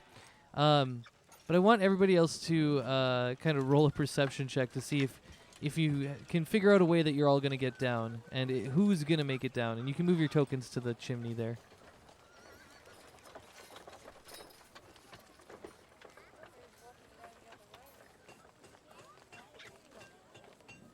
Okay.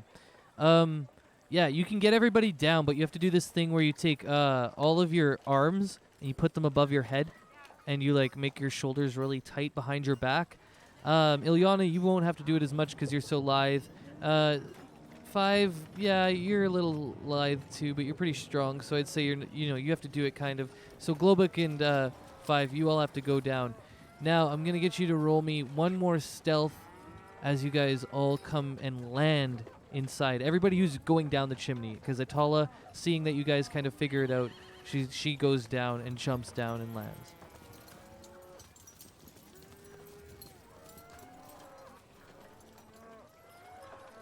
All right, we're all going in. Nat 20, look at that. We're passing it. Globuk, you're the least stealthy of all, and I'll say you come down last. And Atala shoots you a little glare as a little monkey. And kind of, looks over her shoulder. Nothing seems to be disturbed around you. It's just, you came down a little heavier than everybody else. All right, now, who is my dark vision people here? So, the monkey doesn't have dark vision, and it's Ilyana and Globuk. All right, 5. You are inside this. There is no lanterns on right now, and there's not nearly as many windows here. It's pretty much pure darkness, and so you're gonna have to feel around and listen as you kind of move your hands over things. But Globuk and Ilyana, you can kind of guide them, and you feel the little monkey Atala put up her hand and grab your dragon hands and squeeze hard to you 5, as she's kind of letting you know that she's gonna trail along as you kind of lead them. Me? I can't see. I can't yeah. see. Well, she knows that you're both blind, so it's like, as long as she holds on to you and then somebody else leads you, she's like a little tail or whatever. She's making a train. So We'll yeah. have to stay within 30 feet of her. Ilyana, Globuk, you look around. The storehouse is filled with a bunch of barrels, a bunch of boxes. Some are much larger than others, and some are smaller. And you also see that there's definitely a lot of grain shipments. Some of them sit in large piles. And I want you to go ahead and let me know what you're kind of looking for, thinking as you move through these boxes and you see some of these grain piles piled up in different parts of the storehouse. The storehouse interior is made of all wood, and it's very unfinished in here. And then the ground itself is all like stone and concrete. It looks like the stone and concrete's like kind of well maintained. It's just a little dusty in here. But as far as the storehouse looks, it's a pretty nice storage facilities as storage facilities go. Okay, I'm. Do I have to roll perception to like look for the specific thing I'm looking for? You guys can roll investigation as you let me know what you're going to look for, and then I'll let you know how it turns out, kind of thing. Okay, so I'm going to look for any type of either like. Shoot, should I do history first? I was gonna say, like, would I know the difference between a graining, like grain machinery and mining machinery? Oh yeah, that's definitely an intelligence check. Globik, what are you thinking of while you investigate around here? What are you looking for? Honestly, he's probably just like looking for anything that isn't grain and that looks out of place. All right. At this point, you also see that Five's kind of bumping around and feeling around, and you notice Ilyana and Globik that she can't see in here. Can I grab my mage hand and like just kind of hold her hand and pull it towards me? For sure, yeah. Lead her via mage hand. That's super awesome. Yeah, go ahead and lead Five via mage hand. Five, you start to feel a spectral tugging. Doesn't feel like flesh and there's no warmth, but there's a force, and you've felt force attacks probably maybe before, I don't know. But specifically, you feel it all along the sides of your hands, and you can make out the feeling of a hand, and you get the idea that this is most likely Ilyana's mage hand. You guys have seen it before, right? We've used it. We just used it in the heist, so yeah. You would know what it is. All right. Now you can roll me your investigations if you want. All right, am I doing an intelligence check first? Oh yeah, that's right. That's what we were doing first. So I just click intelligence? Yep. Yeah, that saves.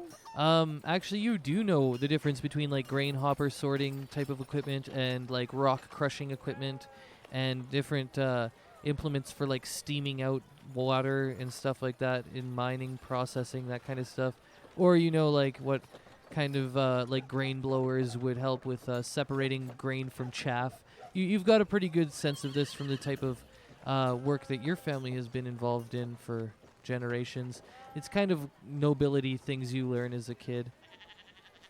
Got it, perfect. So now I roll investigation? You bet. And I'll give you advantage too, because you checked it out first, and just to add to it.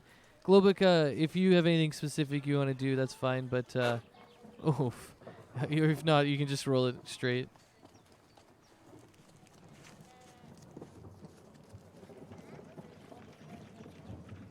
Okay, well, 5, I have to give you disadvantage, unfortunately.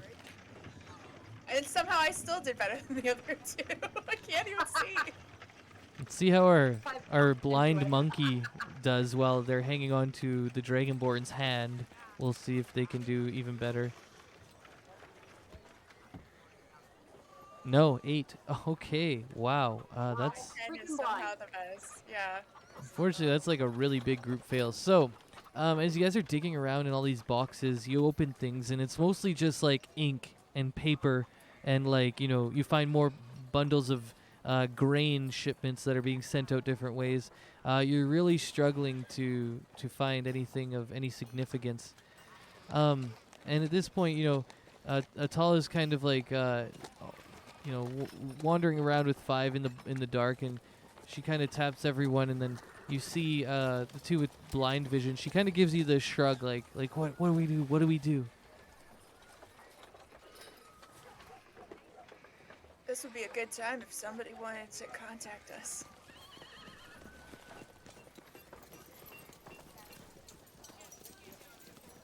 Just spontaneously.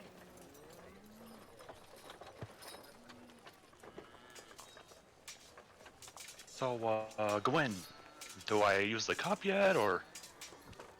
Well, I told you. Once it's been a minute, you contact them. Has it been a minute yet? Sure, yeah, I'll say that all took about a minute for them to. After you seen them drop in, they immediately went to investigating, and so far they haven't really found anything. Yeah. Time to call. Alright. He'll, raise up the cup and cast message to... Globic, why not? Hey, this is, Gwen and Beryl checking in. Is everything okay? Oh crap, are you guys in range? Are you using message or sending? Oh, message. I don't have sending yet. Just a bit out of range. So you'd have to move up to the side of the building a little bit. No response. Might not be close enough. Hey, let's try getting a little bit closer. Does it look like there's anyone, like, on the street that can see us? Yeah, there's a few people mulling about at the very ends of the street, crossing different places. I mean, it's 2:30 in the morning. It's mostly vacated, and you know the night sky is really nice and beautiful, but nobody's really out. It's not like there's a bunch of people out here eyeing it up. You're pretty much alone out here. Alright, I'm just gonna, like, pretend to talk to Beryl as we move her along. Being like, yeah, just pretend that we're doing nothing wrong. Everything's fine. We're moving along, having a regular conversation at 2 in the morning. Oh, well, you don't normally have conversations at 2 o'clock in the morning? I usually sleep at 2 o'clock in the morning. That's probably smart. Okay, and, Beryl will try sending message again. To... Yeah, to Globic again, why not? Hello? Checking in. Ah, Voice hello. in my head. There's a barrel in my head. This Globuck. Yes, Globic, this is your conscience. We haven't talked in a while. Oh shit. Stop. LMAO. Beryl, that was really mean for no reason. I mean, you're really mean for no reason sometimes. No, I mean for very good reasons. Are they, though? Yes, it's not my fault you can't understand them. Just find out what they're doing and if they're okay. We in the dark. Me and Ileana can see in dark, but Five and Monkey are tall like that. Okay, they have a monkey for some reason. Five can't see in the dark. And they're in the dark. Oh, well, that's a problem. Having trouble finding anything. We just find paper and ink and green.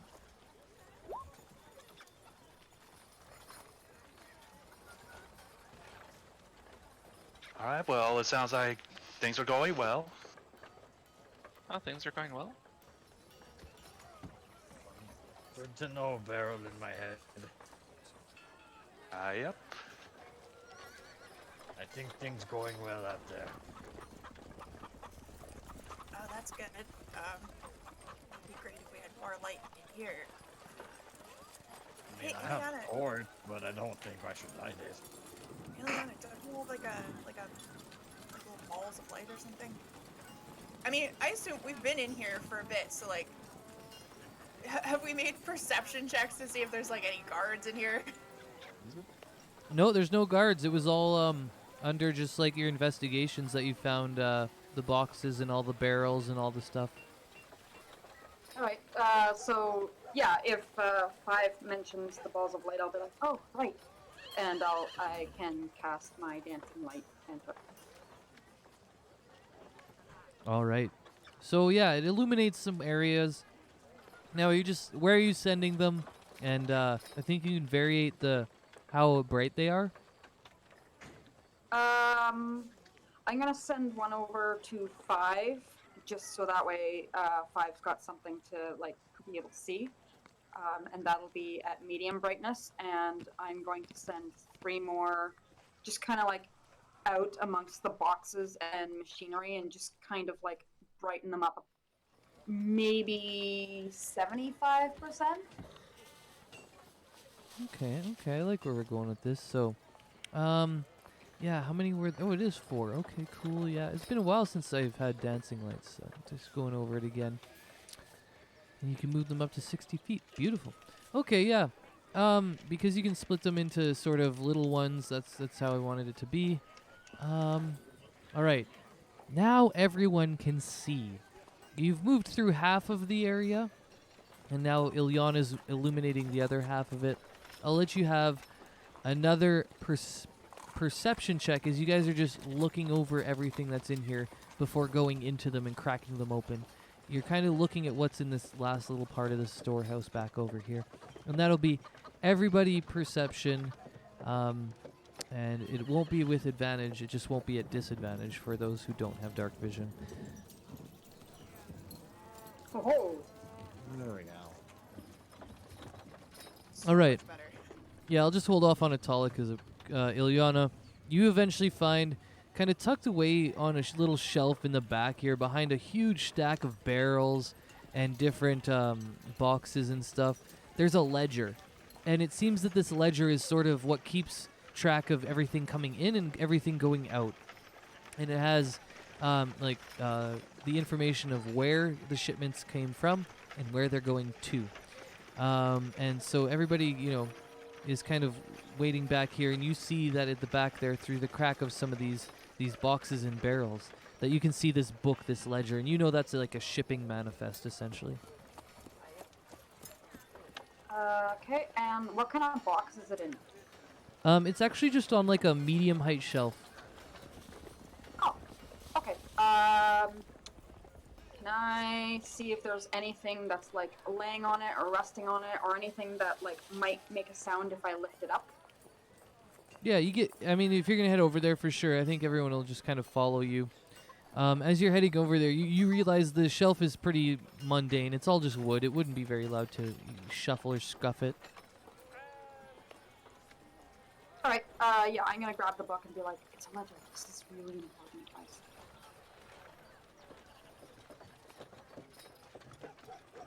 Should we take it, I'm or? gonna see if can I see anything else? Can I see if there's because I know there's no guards inside, but can I see if there's any like because I can see in like as Caprina, I can see those 2 guards outside. So like, can I see anything of danger? I would say that the guards outside here, because of your high stealth checks, they don't notice you guys while you're moving through here. You can see them kind of hanging out. One of them smoking. The 2 out here are chatting. This guy is just kind of like leaning against a tree lazily. They just seem to be looking out. They're not really looking into the interior here very much. And when they do, you have the sense of feeling that the magic that Atala's putting out right now is caught you covered for sure. Okay.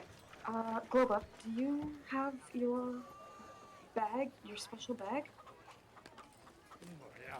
Yeah, right here. Okay, I'm gonna put the ledger in the bag, just because I don't want to look at it right now. But this would tell us if there's anything going on that's suspicious. Let's see if we can find anything else. All right. Well, I'll just hold over your same perceptions. In this area of the warehouse, it seems there's just more crates and barrels. They're a little closer to like sight lines from different windows, so you could investigate these to see if you want to find something to maybe steal or to have as point to the truth of who's behind the mining. Or you could just take what you have now and not gamble the more risky areas of barrels and boxes that sit closer to the door over here. Yeah. Ileana's definitely gonna investigate those barrels and crates and stuff like that, but she's gonna do that with her mage hand. Oh, very smart. Yeah, so, Five, are you going to assist in this, or are you just staying back? Well, Atala still has passive out of traits, so I feel like if we're trying to be stealthy, we have a decent, decent chance of still being pretty stealthy. Okay. But if I go up to like search, it's not gonna, Ileana using Mage Hand won't really have much point to it. Well, I was going to give you aid. I was going to give Ilyana or you aid, so either one of you could roll 2 dice, or you can each roll your own separate investigations and stealth checks for opening these more vulnerable crates and seeing what you find. What do you think, Ileana? I think if you gave me aid, it would be helpful, especially if you notice that I'm using my mage hand and not getting close to the windows. Okay, well, I'll try. I'll try to help, I guess. All right. So I'll say you move up with the hand and, start opening boxes. Seeing ones that are too heavy, you kind of crack open some for the mage hand to feel around in. So, Ilyana, please go ahead with advantage. Roll me a, what was it? Stealth, first of all, and a sleight of hand is the second one. Holy shit. Oh, no. You're basically a ghost. You don't even exist. Wow. With the help of Five, Five, I need you to roll me stealth, and that's it, because you're helping. Oh, okay. Mine can't possibly be that good, though.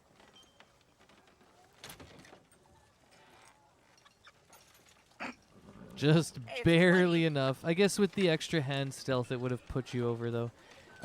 Cool. So, as Five and the hand go over to these barrels and crates, Five, you realize that it's going to work best if you just, open them a little bit and then get the mage hand to finish it off. And you guys kind of like an assembly line go through, 5 or 10 crates and open them up really easily. They're all cracked open. Now I need an investigation. That was the other one.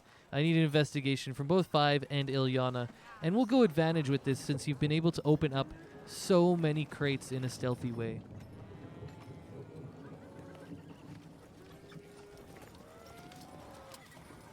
Oh, wonderful. Nice.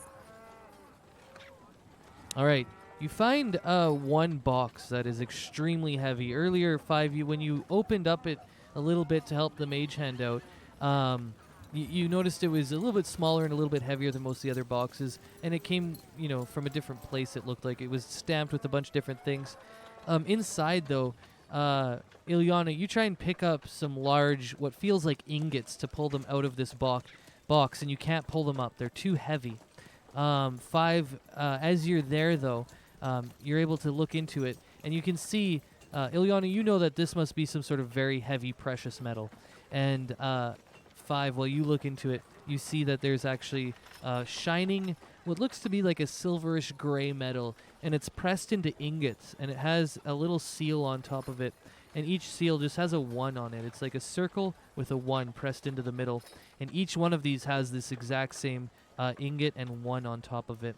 And as you're going through it, you realize that there's 10 of these bars stacked on top of each other. And yeah, you don't know exactly what it is because you Five didn't roll exactly high enough. But when you bring it back, whatever, to Ilyana, she's able to know that it's pretty much a valuable metal. Okay, so if my mage hand can't lift it, do I know that it's struggling with the weight? Yeah, you can feel the weight of the mage hand pull against things that are too heavy for you to move, and you know it exceeds the weight of your mage hand. Okay, I'm gonna be like, Five, can you lift whatever the heck this is that's so heavy? Yes. Okay, bring it over here. Just be careful though. I wanna see what it is. Yeah, so I grabbed one to show Ileana, I guess. Since you apparently already told me it was a precious metal. Is is this the kind of metal that they would mine down in the Underdark?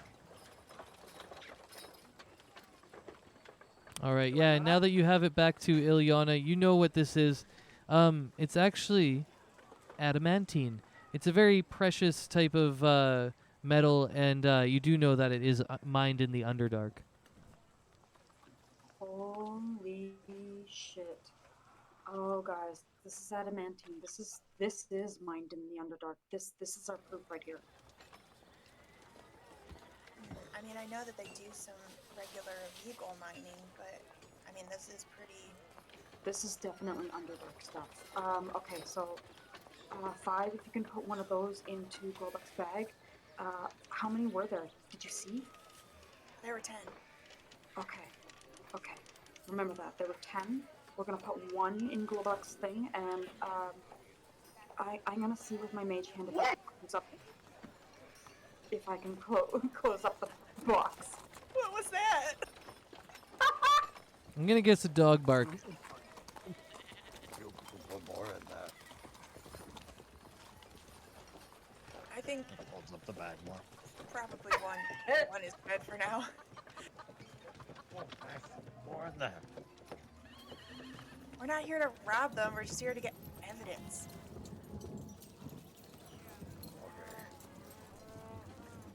Aw, come on. You were gonna roll persuasion on that one? Aw. I mean, I can. You could try to persuade me.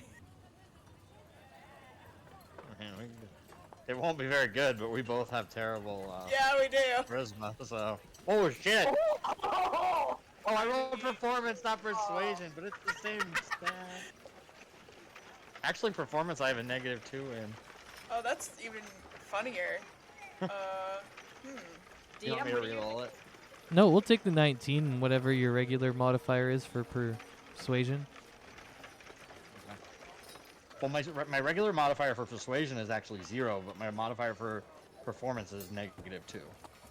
So it would be a 19, not a 17. Never mind. Well, I rolled a Doesn't matter. You passed your bullshit. Jeez. Wow, you guys are, man, 5. You have a very strong moral constitution. I love it. Anyways, yeah, 5 wins out. Yeah. 5 just gives Globek a look like, no. Okay, but like, okay, so question though,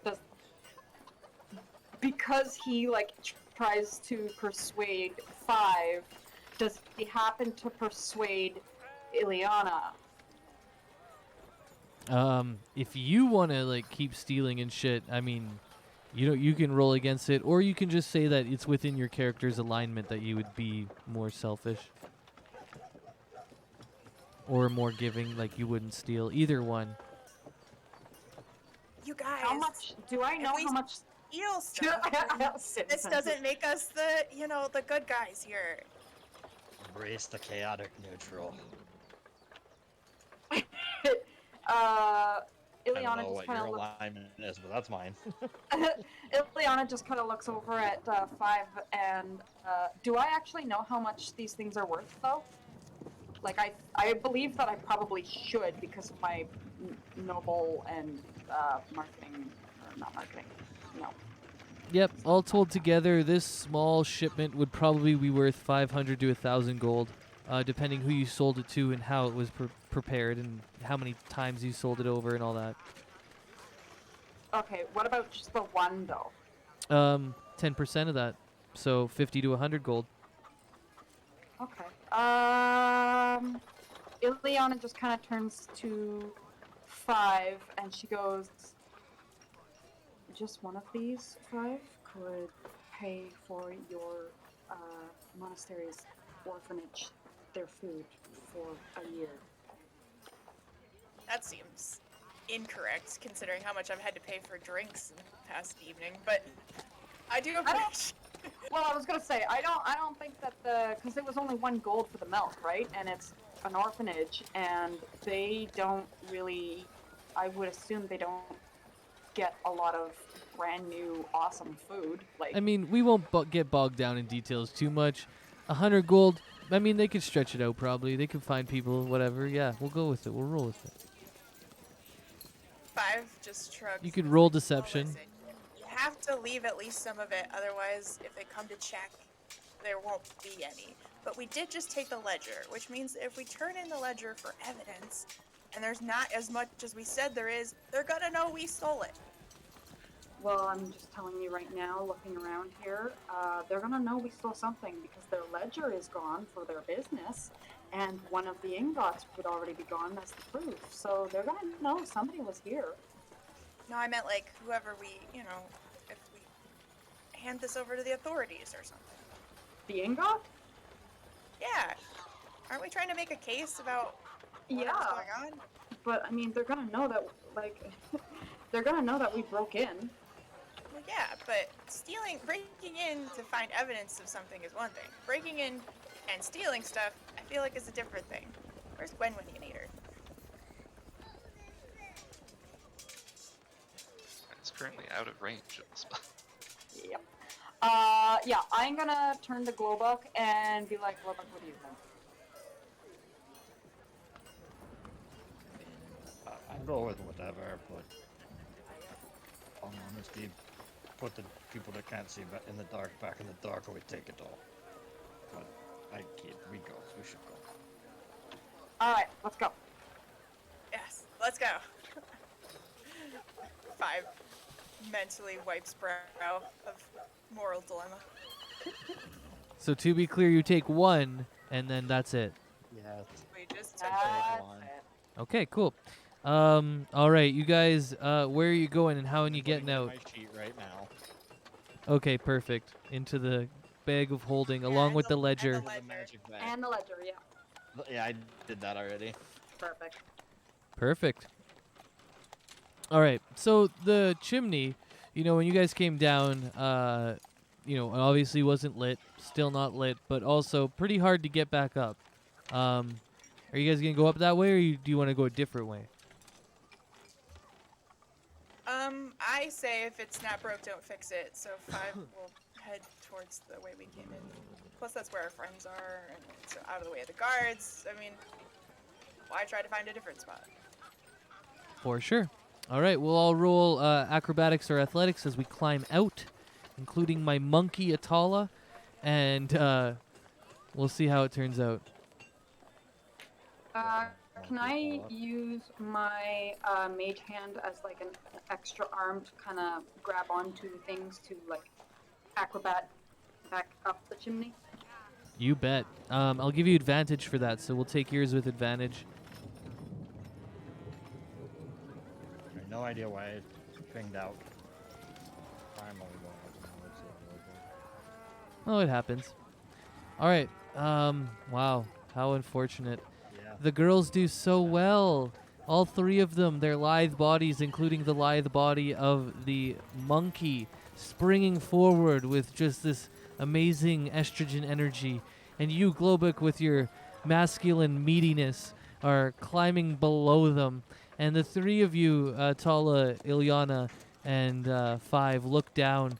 And as he's going up, he collapses and misses after trying to get a handhold on one of the exposed bricks that you all used, and falls down. And go ahead and roll me. So you have to get to your feet to land. That's going to be dexterity. I'll give you a dexterity save, and then stealth as you land. Let's see how well you land from falling. I'll also give you the damage because you failed. You were climbing, and you did not succeed. Is he still within the 30 feet from Atala? I mean, that chimney's not 30 feet tall, is it? No, it's just 2 stories, which is 20 feet, so that's why I'm going to roll 2d6. Okay, but I meant like he still has, like if he's gonna roll a stealth or something, he would still have passed that trace. Oh, Yeah. Stealth is fine. Oh shit! Oh, wow. Nat 20 on the stealth. You hurt yourself, but you were so quiet doing it.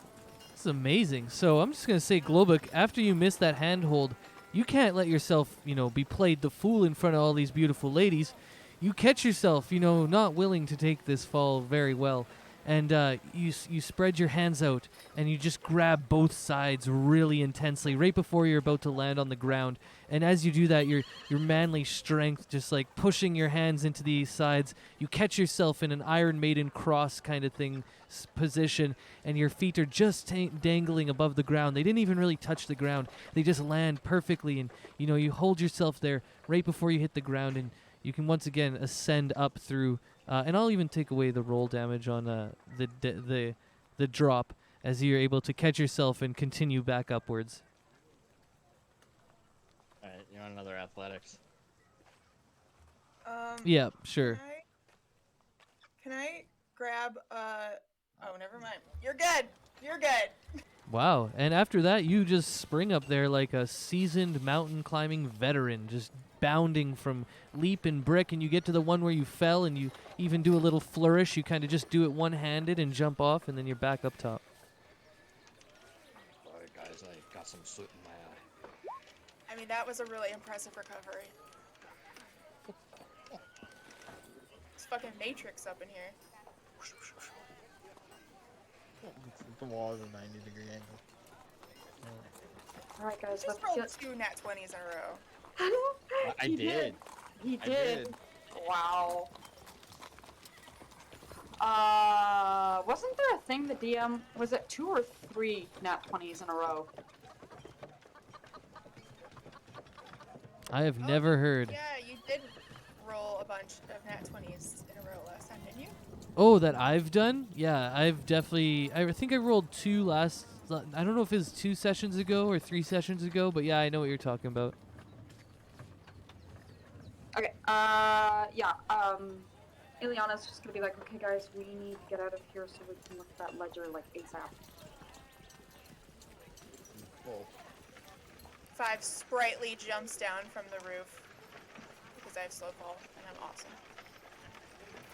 I'd roll okay if you lost contact with you partway. Well, the beginning wasn't so great, but we really recovered in the second half. Also, glad to see Globa could fit in the chimney perfectly fine. Yeah, that worked out too. excellent. Yeah, it worked out real good. So, should we go to the monastery then? I think that would be closer, more convenient than trying to find another park. Yeah, you guys can come back to my room. No problem. It's gonna get a little cozier with the addition of Atala, but I mean, at least we won't be bothered. All right. Let's go then. Let's go as quickly as we can though, because that ledger is a main part of business, and the instant they see that missing, they're gonna be looking for it.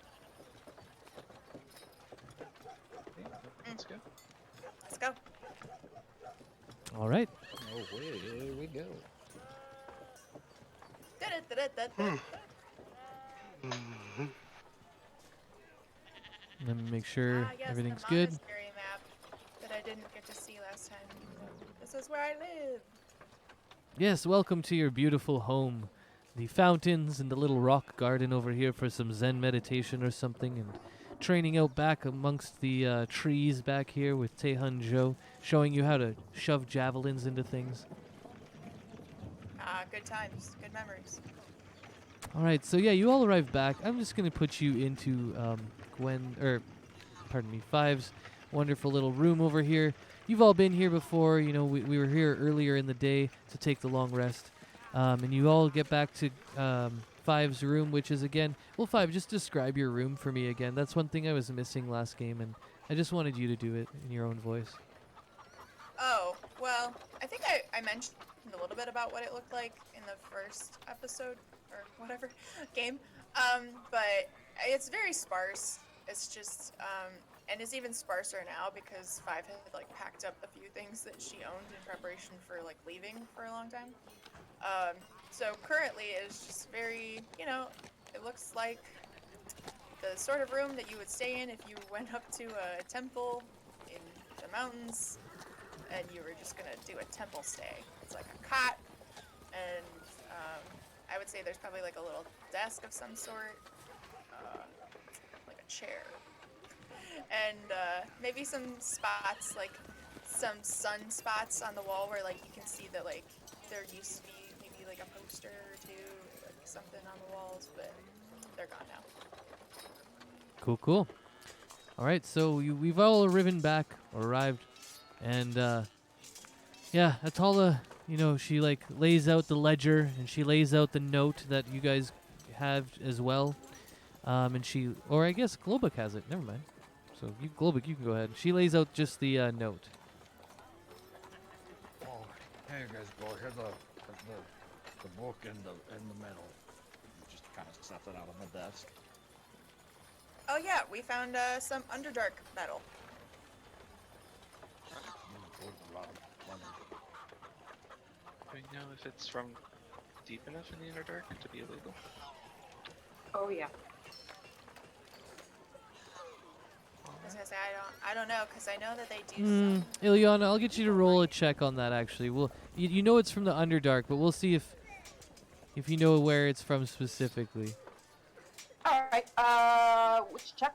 Intelligence. Am I rolling with advantage? Sure. I'll give you advantage because you're a drow.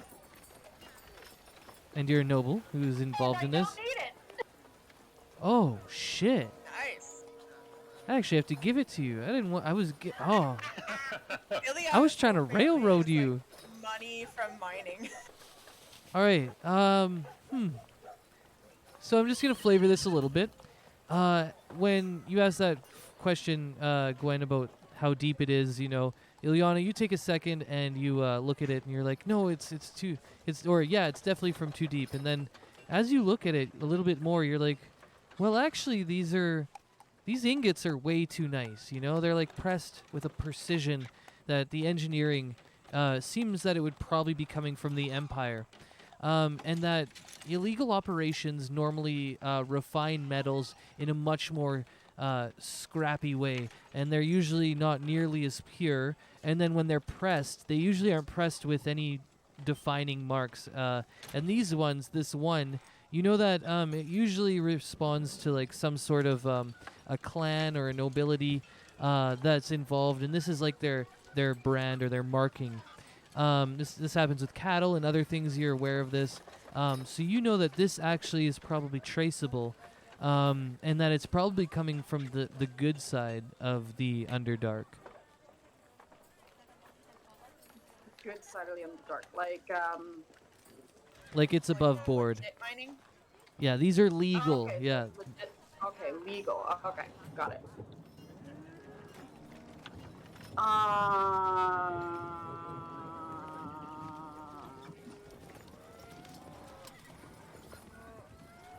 So, is it illegal or not?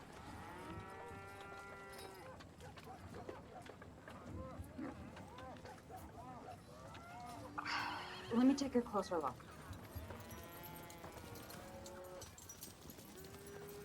So I'm gonna bring it over to myself closer and just kind of look at it more and try and figure out what the hell Ileana's gonna do. 'Cause she's like, ah, shit. If this is legit ingot, then they just broke in and stole legit ingot stuff. So she's like, not a little worried.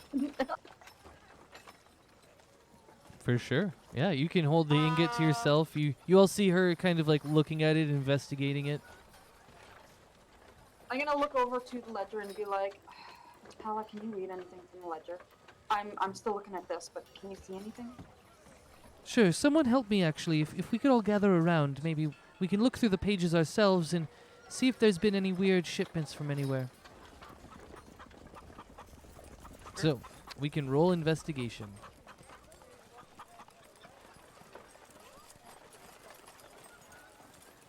Ooh. Back to those terrible intelligence rolls. Wow, Oh. even Barrow beat Gwen. Man, good thing you guys bring along Atala for a lot of stuff. She saves you. I need her. We're hopeless if she leaves. Hey, every campaign needs a good moon druid, but anyways, she looks at it for a little while and she's like, "Oh, here. It seems all of this adamantine is actually coming from the Grey Shields. It seems that interesting. It seems that it seems all of the adamantine now is controlled by the Grey Shields." She was looking like through all the pages and she's like, "Yes. Oh, it seems we're not involved in the mining anymore. The Grey Shields have taken over the whole market." But if the Gray Shields are the ones that are trading this stuff, why are they trying to break into the storehouse? I'm not sure. I think it has something to do with weakening the Leodon family. If they're going to be building up all these different monies and powers and resources, I think it's because eventually they want to make a play for the Reevdom again. Is that legal? Well, maybe not, but maybe so. It's hard to say. Eventually what happens is one business or nobility takes over another. You know, like all of the business that they can't protect here in Die Shield. But we're no closer to finding any evidence of illegal mining. Doesn't seem that way. Doesn't look like it. Well, that's relief, right, Atala? You're right. I mean, at least I can say that maybe Thea doesn't actually know what's going on. Or if she does, maybe it goes deeper than her house. Maybe it has something to do with these Grey Shields. For a family to corner the market like that is very suspicious. And, well, when we started this, we said we should look maybe for somebody who's grown in riches and power. And I think that maybe something is happening with them. But this particular ingot is definitely like on the up and up. So if they have made any from illegal mining, this ain't it. Exactly, Yeah, Five. Juliana just kind of, yeah, she looks up and she's like, yeah, this is definitely marked and stamped as a like it's legal. I can tell that, but I'm now wondering like if there is still something amiss that we just haven't found yet about the Reeve and the illegal mining, because if the Grey Shields own all of the mining industries and whatnot, then it would have, like, wouldn't the, shoot, what the heck was that thing called? The Durgar? Wouldn't the Durgar, like, blame a family and not specifically, like, the, you know, the Reeve? Maybe. Well, Maybe maybe they all the don't know. uplanders are the same to them. Yeah, maybe they just can't tell like what family it is or who's doing it. They just know it's not anyone from the Underdark. Yeah, it sounded like they were blaming the Empire in general. I know, that's fair. Maybe the Reeve was so worried about it because she wasn't supposed to lose control of the mines like that. It could be That's- bad for her position to have the Grey Shields have total control over the operation. Yeah, that would make sense. So why Maybe all the she really guards? didn't know. Why all the guards then? Because she's worried about them making some sort of power play. Yeah, maybe our information just sort of solidified her thought that there was going to be some sort of a coup or something. What I'm more worried about is why she was so insistent in not reporting the dragon. Maybe that would just give the Grey Shields even more ammunition to try to depose her.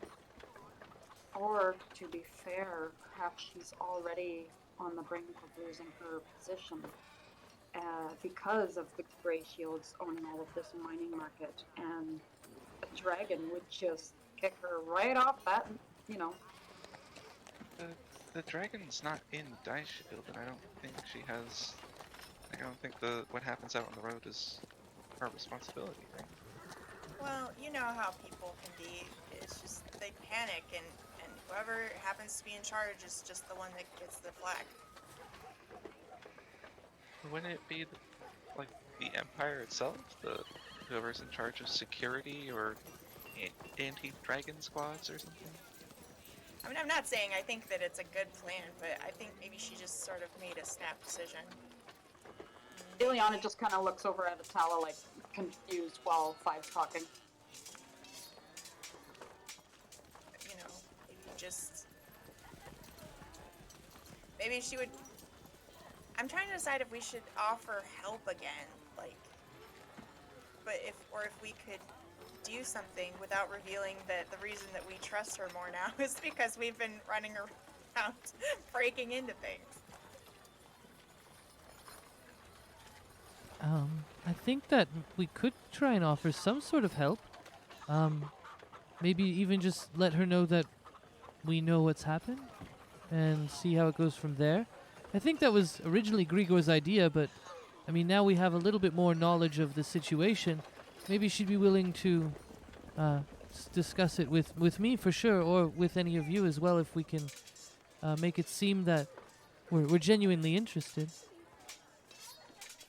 Let's try that, especially if we bring this ingot with us, because I think she's going to want to see this, especially with the stamp on it. Well, I mean, it's her storehouse. I would think she already knew it was there.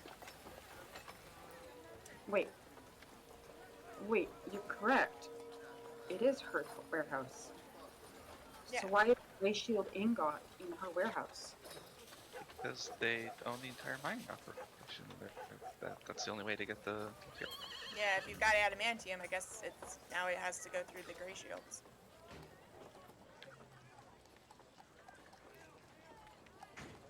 But there were 10 of them there. Maybe they use them to buy the grain? Yeah, I mean, it just seems like a trade thing. Okay, yeah, let's go talk to Ilya again. Maybe not right now. At 2 in the not- morning. Yeah, not right now. Pick her up again. Besides, I think I need at least to meditate a bit. I'm still a little bit hurt from that ivy. Yep. Yeah, luckily that was the worst thing that happened to us tonight. I So just are- kind of shoot a glance over at Five, like, please don't jinx it. Well, we're about to go to bed, maybe, unless this happens. Are we taking this ingot with us to see the read, just admitting what happened, or do you want to return it? Returning it's going to be way more difficult than actually keeping it on us right now. What we could do is perhaps we can leave it out somewhere near the warehouse where one of the guards would find it. It's just if we try to go back in there. That's risky, but that's what I was actually thinking, Ileana. Like, samesies, we could just leave it with a note, like I tried to do with Broab earlier, and be like, sorry, and then leave it with the book. How far can your mage hand go? Pretty far, but that thing was really heavy. Yeah, this ingot's too much for the mage hand. I mean, it's pretty heavy. We could just throw it through the window. Well, then that causes property damage. It's a good thing we didn't take more of them, though. That's fair. It causes property damage, but I mean, to be fair, the ingot would pay for that. I just don't think we're gonna make a better case for ourselves by breaking their window as we try to return the thing that we stole. They won't know we stole it. I just drop it down the chimney. Oh, there you go. I mean, that'll make a lot of noise, but...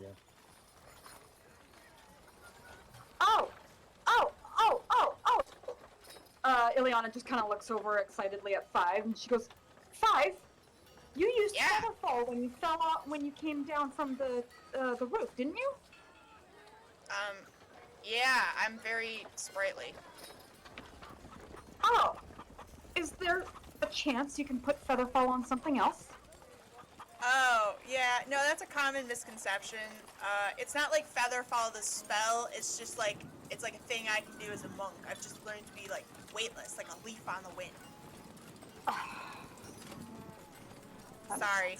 But maybe Atala could turn into a giant bird and then drop the ingot in through the roof, you know, the chimney, and then fly away. Yeah, I could do that. I don't think they're gonna look on the roof for an ingot, No, it'll go through the chimney. It'll be inside. but that would still make a lot of noise, wouldn't it? Probably. I still like our first idea. I think one person, you know, maybe like, you know, me for example, or somebody else who's really fast and sort of stealthy, could just like, you know, go up and just leave it somewhere where they'll find it. Maybe we just put it somewhere near their warehouse, then use the mage hand to get the guards' attention and lead them over to it.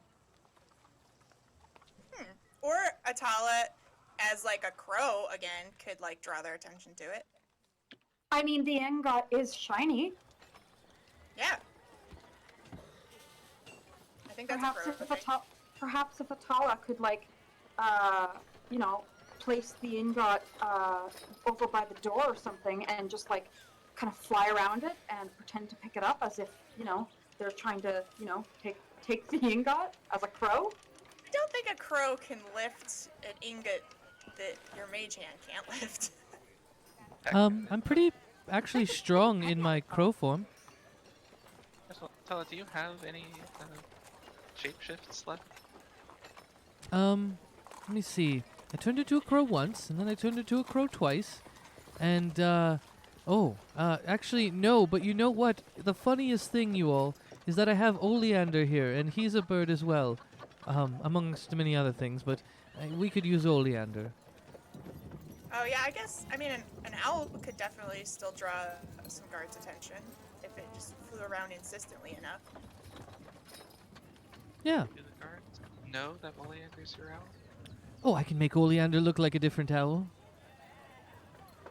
Okay. Oh, great deal. I think this is a solid plan. Yeah, we'll just leave a note that says sorry, and leave the book and the ingot.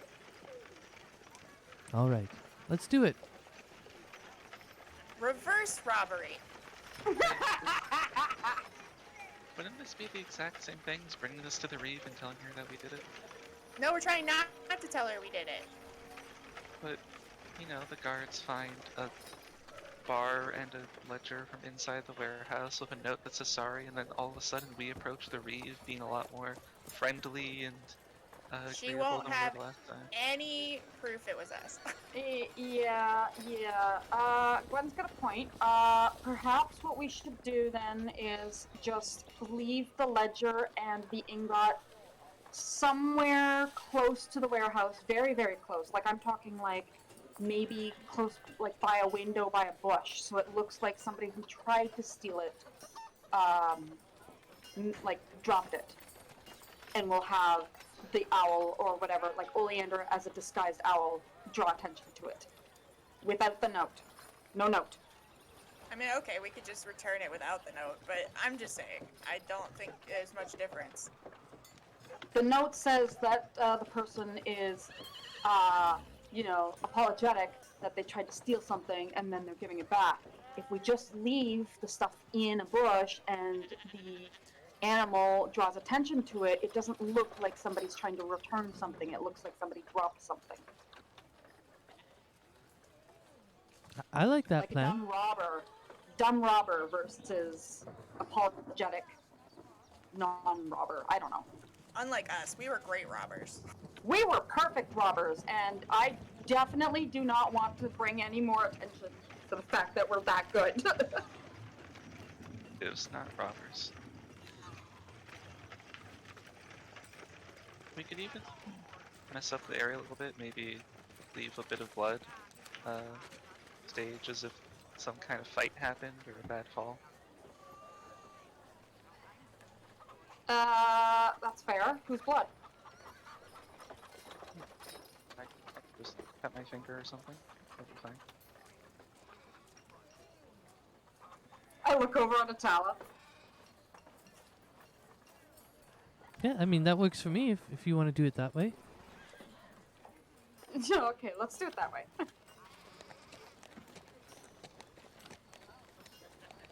All right, so you're all are heading back to the warehouse to make it appear as if the scene is been constructed for a robbery. So, Gwen, just give me a performance check as you try and set the stage quite literally for this drama that Oleander is going to perform. 100% casting guidance. Please do. Good plan. And this will be the last check of the game. I'm going to shut it down at the top of the hour again today. And then we'll go from there. Okay. Good thing you cast a guidance. 10's good enough. Yeah, the guards come rushing over after you've set this blood all over these bushes that are kind of on the opposite side from where they normally are. But Oleander makes a big enough scene that they kind of chase him down, and then they see the twinkling light of this. And as you're all kind of watching from an alleyway just down the ways, you see that they definitely recognize it as an ingot and go back in, and they notice the ledger as well, and they go take it back in, kind of running with a little bit of curiosity and also urgency in their step, as one of them is waving the ledger in the air and the other one's kind of like holding the ingot up curiously. But yeah, I think we'll end it there for tonight, as you all are gonna head back to the monastery.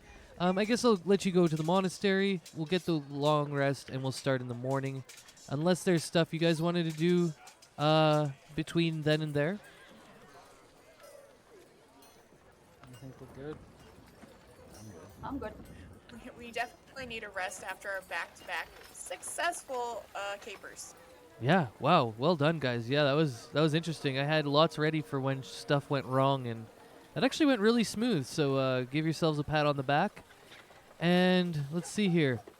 All that happened was Globuk that fell down the chimney, but he was able to catch himself and right himself very well. So good job, Globuk. You almost screwed everybody over, but you did a good job to save yourself. Almost, but you didn't. But yeah, so then I'll also give you, so you did back-to-back successful capers. Today you'll get 550 EXP for both of them, or not for both of them, for them combined. So I'll just go ahead and type that in. But also, what's your total at right now? We'll just add the total together and type it in. I'll come check. 4,025.